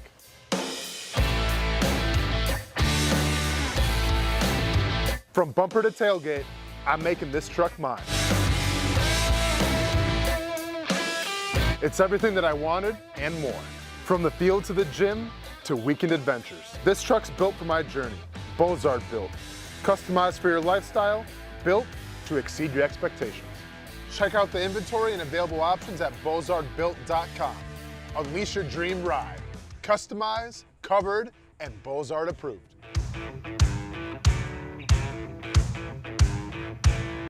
If you don't see a pit, it ain't legit. When you hear that, you think Bono's Pit Barbecue, a staple in Northeast Florida now for 75 years. A place that feels like home with friendly service, a meeting place for friends, family, or business occasions. on the menu. The corn nuggets are a favorite in our house, but there's something for everyone. Sandwiches, platters, salads, sides, desserts, and family feasts. You see Bono's all over the place in Northeast Florida. You know, there are almost 20 locations in the Jacksonville area now, so stop on by, sit down, and dine in with Bono's. You can also take it to go. There are drive-thrus in many of the locations, and they have delivery options too. Just download the Bono's app to make things easy. I signed up for the loyalty program, and you can too, to get special offers. If Jacksonville is home, few things feel more Jacksonville than Bono's Pit Barbecue. Celebrate 75 years and many more to come. Bono's Pit Barbecue. If you don't see a pit, it ain't legit. Welcome back to the Brent and Austen Show, streaming on the Action Sports Jax 24/7 network. Are those the two guys that the Jags could go after here in this year's draft up front? Will Johnson, Mason Graham? A lot of people think. I think I saw odds that Will Johnson is actually a favorite. I don't know where those came from, so might just be making that up. Heck, everybody's making stuff up these days. Why not? Brent Martineau, Jason Hamby, Austen Lane driving up to Jacksonville from South Florida and fight camp again. March 1st, he's got a big fight against Mario Pinto, UFC, Las Vegas. So he will be back here tomorrow and part of the show in person. And then he's out in Vegas for, I think, a good portion of the next couple of weeks, training and getting ready to go before the fight. So in and out, but all in good for a good reason to hopefully get a W. Once again, get a winning streak in the UFC as he signed that new contract, and he's got a big fight coming up on March 1st, putting a lot of work in for that. We appreciate him taking the time and getting on the show as well. I give him the option. I'm like, hey, man, you don't have to jump in. Just pop in for like 10 minutes, and he's always trying to get in here and be a part of it. So we appreciate him, but we want to make sure the reception's good and everything else. Good to see him tomorrow. Jason Hamby, I see you too much, quite frankly. But you don't have to deal with any of us in the studio today. In fact, you're not going to be here tomorrow at all. You're off tomorrow because you got to work the weekend. So got to manage your schedule a little bit. And we'll have Nick in the daytime with us tomorrow. So we'll give him a hard time. You know, I was hesitating whether I should paint this picture or not, but when I was setting up, we're going to some softball games today, so we'll be on the road, during the season at times doing it. So we're in a hotel, easy, great setup. Got the great setup. Don't have to go from the truck today, so I got a good setup. And but I did get that new audio board, so I had to wrestle with that at the start of the show, and then I had a backup option I told everybody about. But when I set up for the show, it's like in a corner of the room. And as I had set everything up, I was like, I got to go jump in the shower. So I jump in the shower. And I come out of the shower, and I get dressed. And now, meanwhile, there's a camera that is on facing the other way, right? It's facing the wall. But I have not, at this time, I've got to hit another button. Taking you behind the scenes, I've got to hit another button on here that basically sends it back to the station so you can see the show. Well, as I'm changing, drop the towel, put the underoos on, shorts, shirt, it hits me like, oh, shoot. The thing is on. They can actually get it live back there. If they hit the button, they can pull it in. Before you the sat editors down, can do that. Like 15 minutes beforehand, I had the shot up. Well, and so I was like, oh no, it hit me like as I'm dropping my towel and getting dressed. And I'm like, oh damn, they might actually be able to see me. No, they couldn't, the camera's not pointed that direction, but then I was concerned about the reflections through the window here. I mean, through the paintings or whatever's on the wall. And I was like, oh man, this could be bad. The whole newsroom might have just saw me get changed. If you would have been in there, then I probably would have seen it, but you were good. Don't worry. That's how I started my day today. It's so typical of things run through your mind so quickly in this business. But hey, we heard from Grant Udinski, we heard from Heath Farrell, we heard from Anthony Campanile. We played parts of their news conferences. We'll get more today on Action Sports Jacks with CBS 47 and Fox 30. We've also got Daytona covered for you today. We've got a little flag football. We have a lot of high school sports. Really a fun time of year. We got a lot going on. I don't think the Trevor Lawrence story is a story anymore, but it never really was a story other than a fun one for us. But it's really been a squash thing. The Jags have not publicly come out, but through obviously the reporters who were down there have been like, yeah, this wasn't a thing. There's now even Mike DiRocco saying that they never even got a call from Pittsburgh, so now refuting the actual report. So who knows, right? The formality of this, it was never happening. It was a fun story. Let's talk about a different quarterback, Aaron Rodgers. You know, what's wild is Rodgers, and this story came out last week, I thought it was, right? Or on the weekend or around Super Bowl time, or maybe it was Monday. It was on Sunday. It felt like a few days ago at least. It was on Sunday. Yeah, that he's not coming back, right, to the Jets. Well, it hit again today that basically it was like he's definitely not coming back to the Jets. Like it's now like Woody Johnson has come out and said, hey, thanks for being here, Aaron, but we're moving on, and everybody's moved on from this. So I think we knew this was happening, but today was more of the formal announcement like, hey, this is definitely happening. So I don't really have a crazy reaction to it. I just think that didn't work, right? Isn't that the thing? Like, I don't mind the Jets for trying this. I don't mind Aaron Rodgers for trying this. But at the end of the day, the whole Aaron Rodgers experiment to move to New York really just didn't work. It got people fired. He got hurt. The organization looked like a mess. And now they need a new quarterback, and they just got a new coach, and they just got a new GM. So it really didn't work. It was an epic fail. So now what? You go. Now what for both parties? If I'm the Jets, I draft somebody in the first round at 7, but I don't necessarily say, hey, here's the keys to the organization, year 1. Maybe that's my lack of confidence in this draft class, but I would go get a free agent or a trade for an older dude, at least for a year. Look, and Deion's going to come on and say that if they get passed up, that they're going to play year 1 and they wouldn't go to the place like whatever.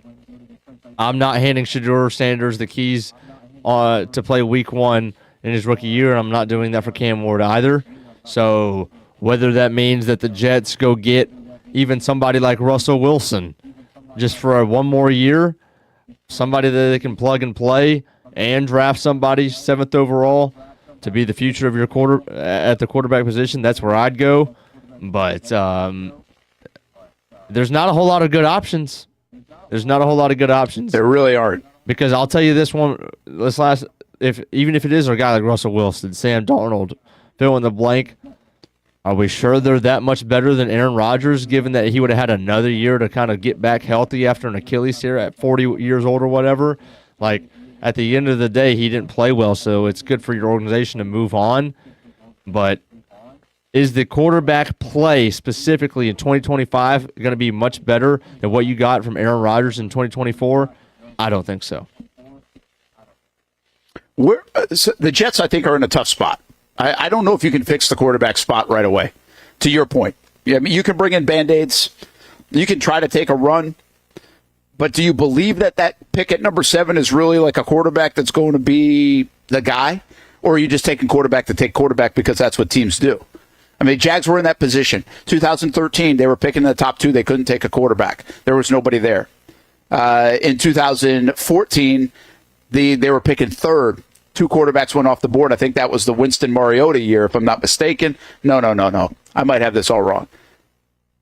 Now, 13 was right because that was the Fisher and Jokel year. There were no quarterbacks really to take, I think, until like the 2nd round. 14 wouldn't have been Winston Mariota. I think that would have been 15. 14, they were like, we got to get a quarterback. We're in year 2 of our build, and we're picking number 3 or whatever. We got to go Blake Bortles. But they're really, again, that was the Derek Carr year in the 2nd round. Didn't like that, or whoever it was, Christian Ponder part of that. Yeah, I can't remember now. But it was so long ago. But the point is, they almost were stuck into picking a quarterback because, like, how long can you wait?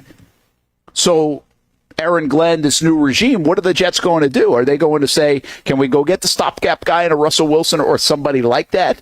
And then let's buy a little more time to see where we're at. But they also don't want to be picking number 2 or 3 next year in the draft, right? Yeah. I mean, how do you fix that spot if you're the New York Jets? And it doesn't look like there are a lot of great options outside of Cam Ward and a Sanders. And I'm not even sure everybody's convinced those are great options. Well, they're not picking there. Do they mortgage their future and move up potentially? I guess they could look into doing that. Is that the move they make? Or do you end up landing a free agent somewhere along the way? Because now we do see quarterbacks move more often than we ever did before. From the Aaron Rodgers perspective, I just don't know what a good fit for him is. Is Pittsburgh a good fit? Is that any different than Russell Wilson or even a Justin Fields for that matter? Are the Raiders a good fit? Like, who should the Raiders go after, Russell Wilson or Aaron Rodgers, if you had your choice? Oh, my gosh. Neither. I don't think, I guess Russ, because he's younger. But I guess it doesn't matter how old they are because you're playing them for 1 year because you're going to draft a quarterback at wherever they are. Could the Jets go get Justin Fields and say, hey, we believe in this guy. We think this guy can actually do it. Yeah. Would that be worth trying? Probably.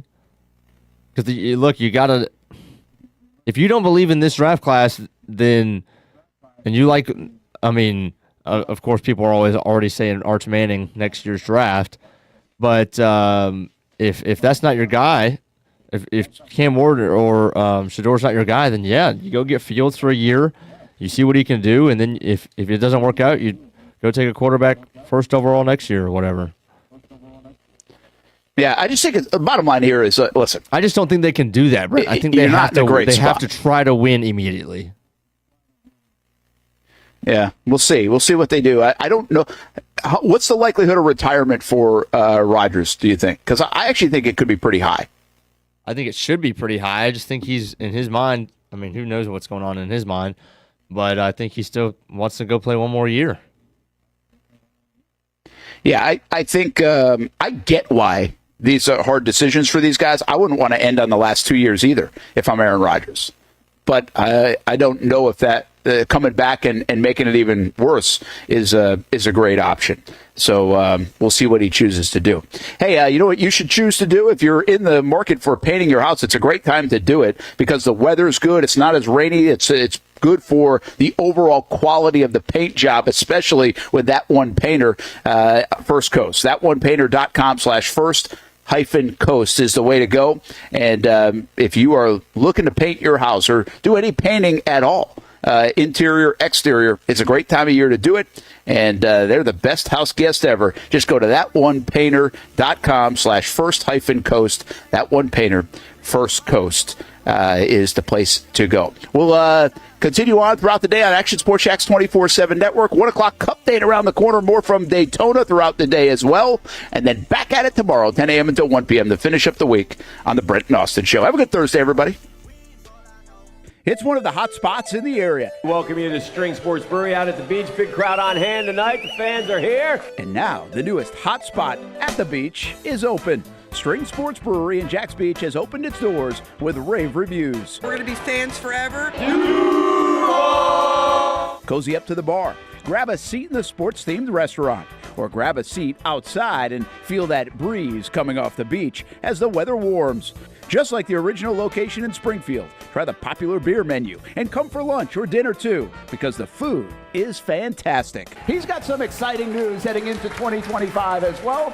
Christian Kirk. It's where we hosted Jags Report Live in the football season, and the String Sports Brewery staff can't wait to host you. Hey, welcome back here to String Sports Brewery. And if you haven't checked out the new location in Jax Beach, which many of you have, you got to do it. String Sports Brewery, now with 2 locations in Springfield and now open in Jax Beach on Penman Road. 2024 provided plenty of memorable moments for the Jacksonville Armada on the pitch, including another conference championship game appearance for Tommy Krasanovich's under-23 men's team. It's in the dying moments. Debuting this year for the first time, the girls in blue, as the Armada fielded a women's under-23 side in the WPSL and made its presence known with some highlight moments. Potential goal of the season. Then attention turned to the future, with MLS Next teams representing the Armada badge in 3 age divisions this fall, including an under-19 squad ranking among the best in the state. Those teams are a big focus on Fleet and Footy, covering the big soccer stories each week on the Action Sports Jax 24/7 network. I'll put one in the back of the net for you. Join us for player profiles, fun interviews, and the very latest on the Fleet and all things footy. That's every Thursday at 2 p.m. Baker Sports is local sports. Uniforms from Pop Warner and Little League to travel ball, high school, and college. They make you look good. They help you play good. Baker Sports has been helping families make memories that will last a lifetime with their Baker's Buckets. We've got a lot of these filled with baseballs and softballs in the garage. I've been throwing batting practice to Ty and Kaylee for years, and also sit on the Baker's Bucket, catching Kaylee while she practices her pitching. Baker Sports is homegrown, and a lot of employees that used to play on local ball fields now work for Baker Sports, now helping you look good, play good, and make memories of your own. Visit Bakersport.com to see what Baker Sports can do for you. Custom apparel, Nike, Under Armour, Adidas, embroidery, screen printing, and more. Baker Sports is local sports, from Jacksonville to anywhere in the Southeast. Bakersport.com.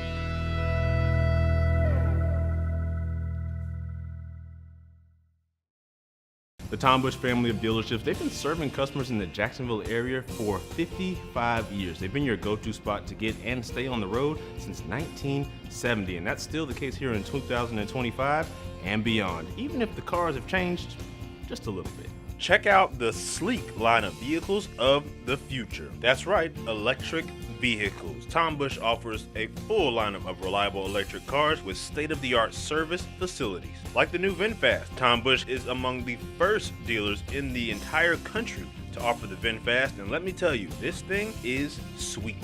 The good folks at Tom Bush have all the info on charging, service, tax credits, and everything you need to keep your EV running smoothly. BMW, Mazda, Volkswagen, Mini, and the newly offered VinFast. There's something for everyone at the Tom Bush family of dealerships. Ready to join the Tom Bush family? Stop by the showroom or check out the inventory online at tombush.com. Everyone loves a good game night. Here you don't have to be the host. You don't have to clean up. They bring the food and drinks to you, and you can watch whatever you want on the big screens. It's more than a card room. It's a night full of fun with friends. Best Bet Jacksonville, Orange Park, and now the newest location here in St. Augustine, right off 95 at exit 311. A brand new clean room, a full bar and menu, my favorite sushi in town. And I love the fries too. You don't have to just play poker at Best Bet. That's why I come over here to the table games and play one card poker. That's a pretty good card and a win. One card poker is like war as a kid, you against the dealer. And this isn't the only fun table game to play. A friendly staff, a lot of fun. It's a good night out at Best Bet Jacksonville, Orange Park, and the newest location in St. Augustine. You can be a serious player or a novice. It doesn't matter. If winning equals fun, you're a winner every time at Best Bet.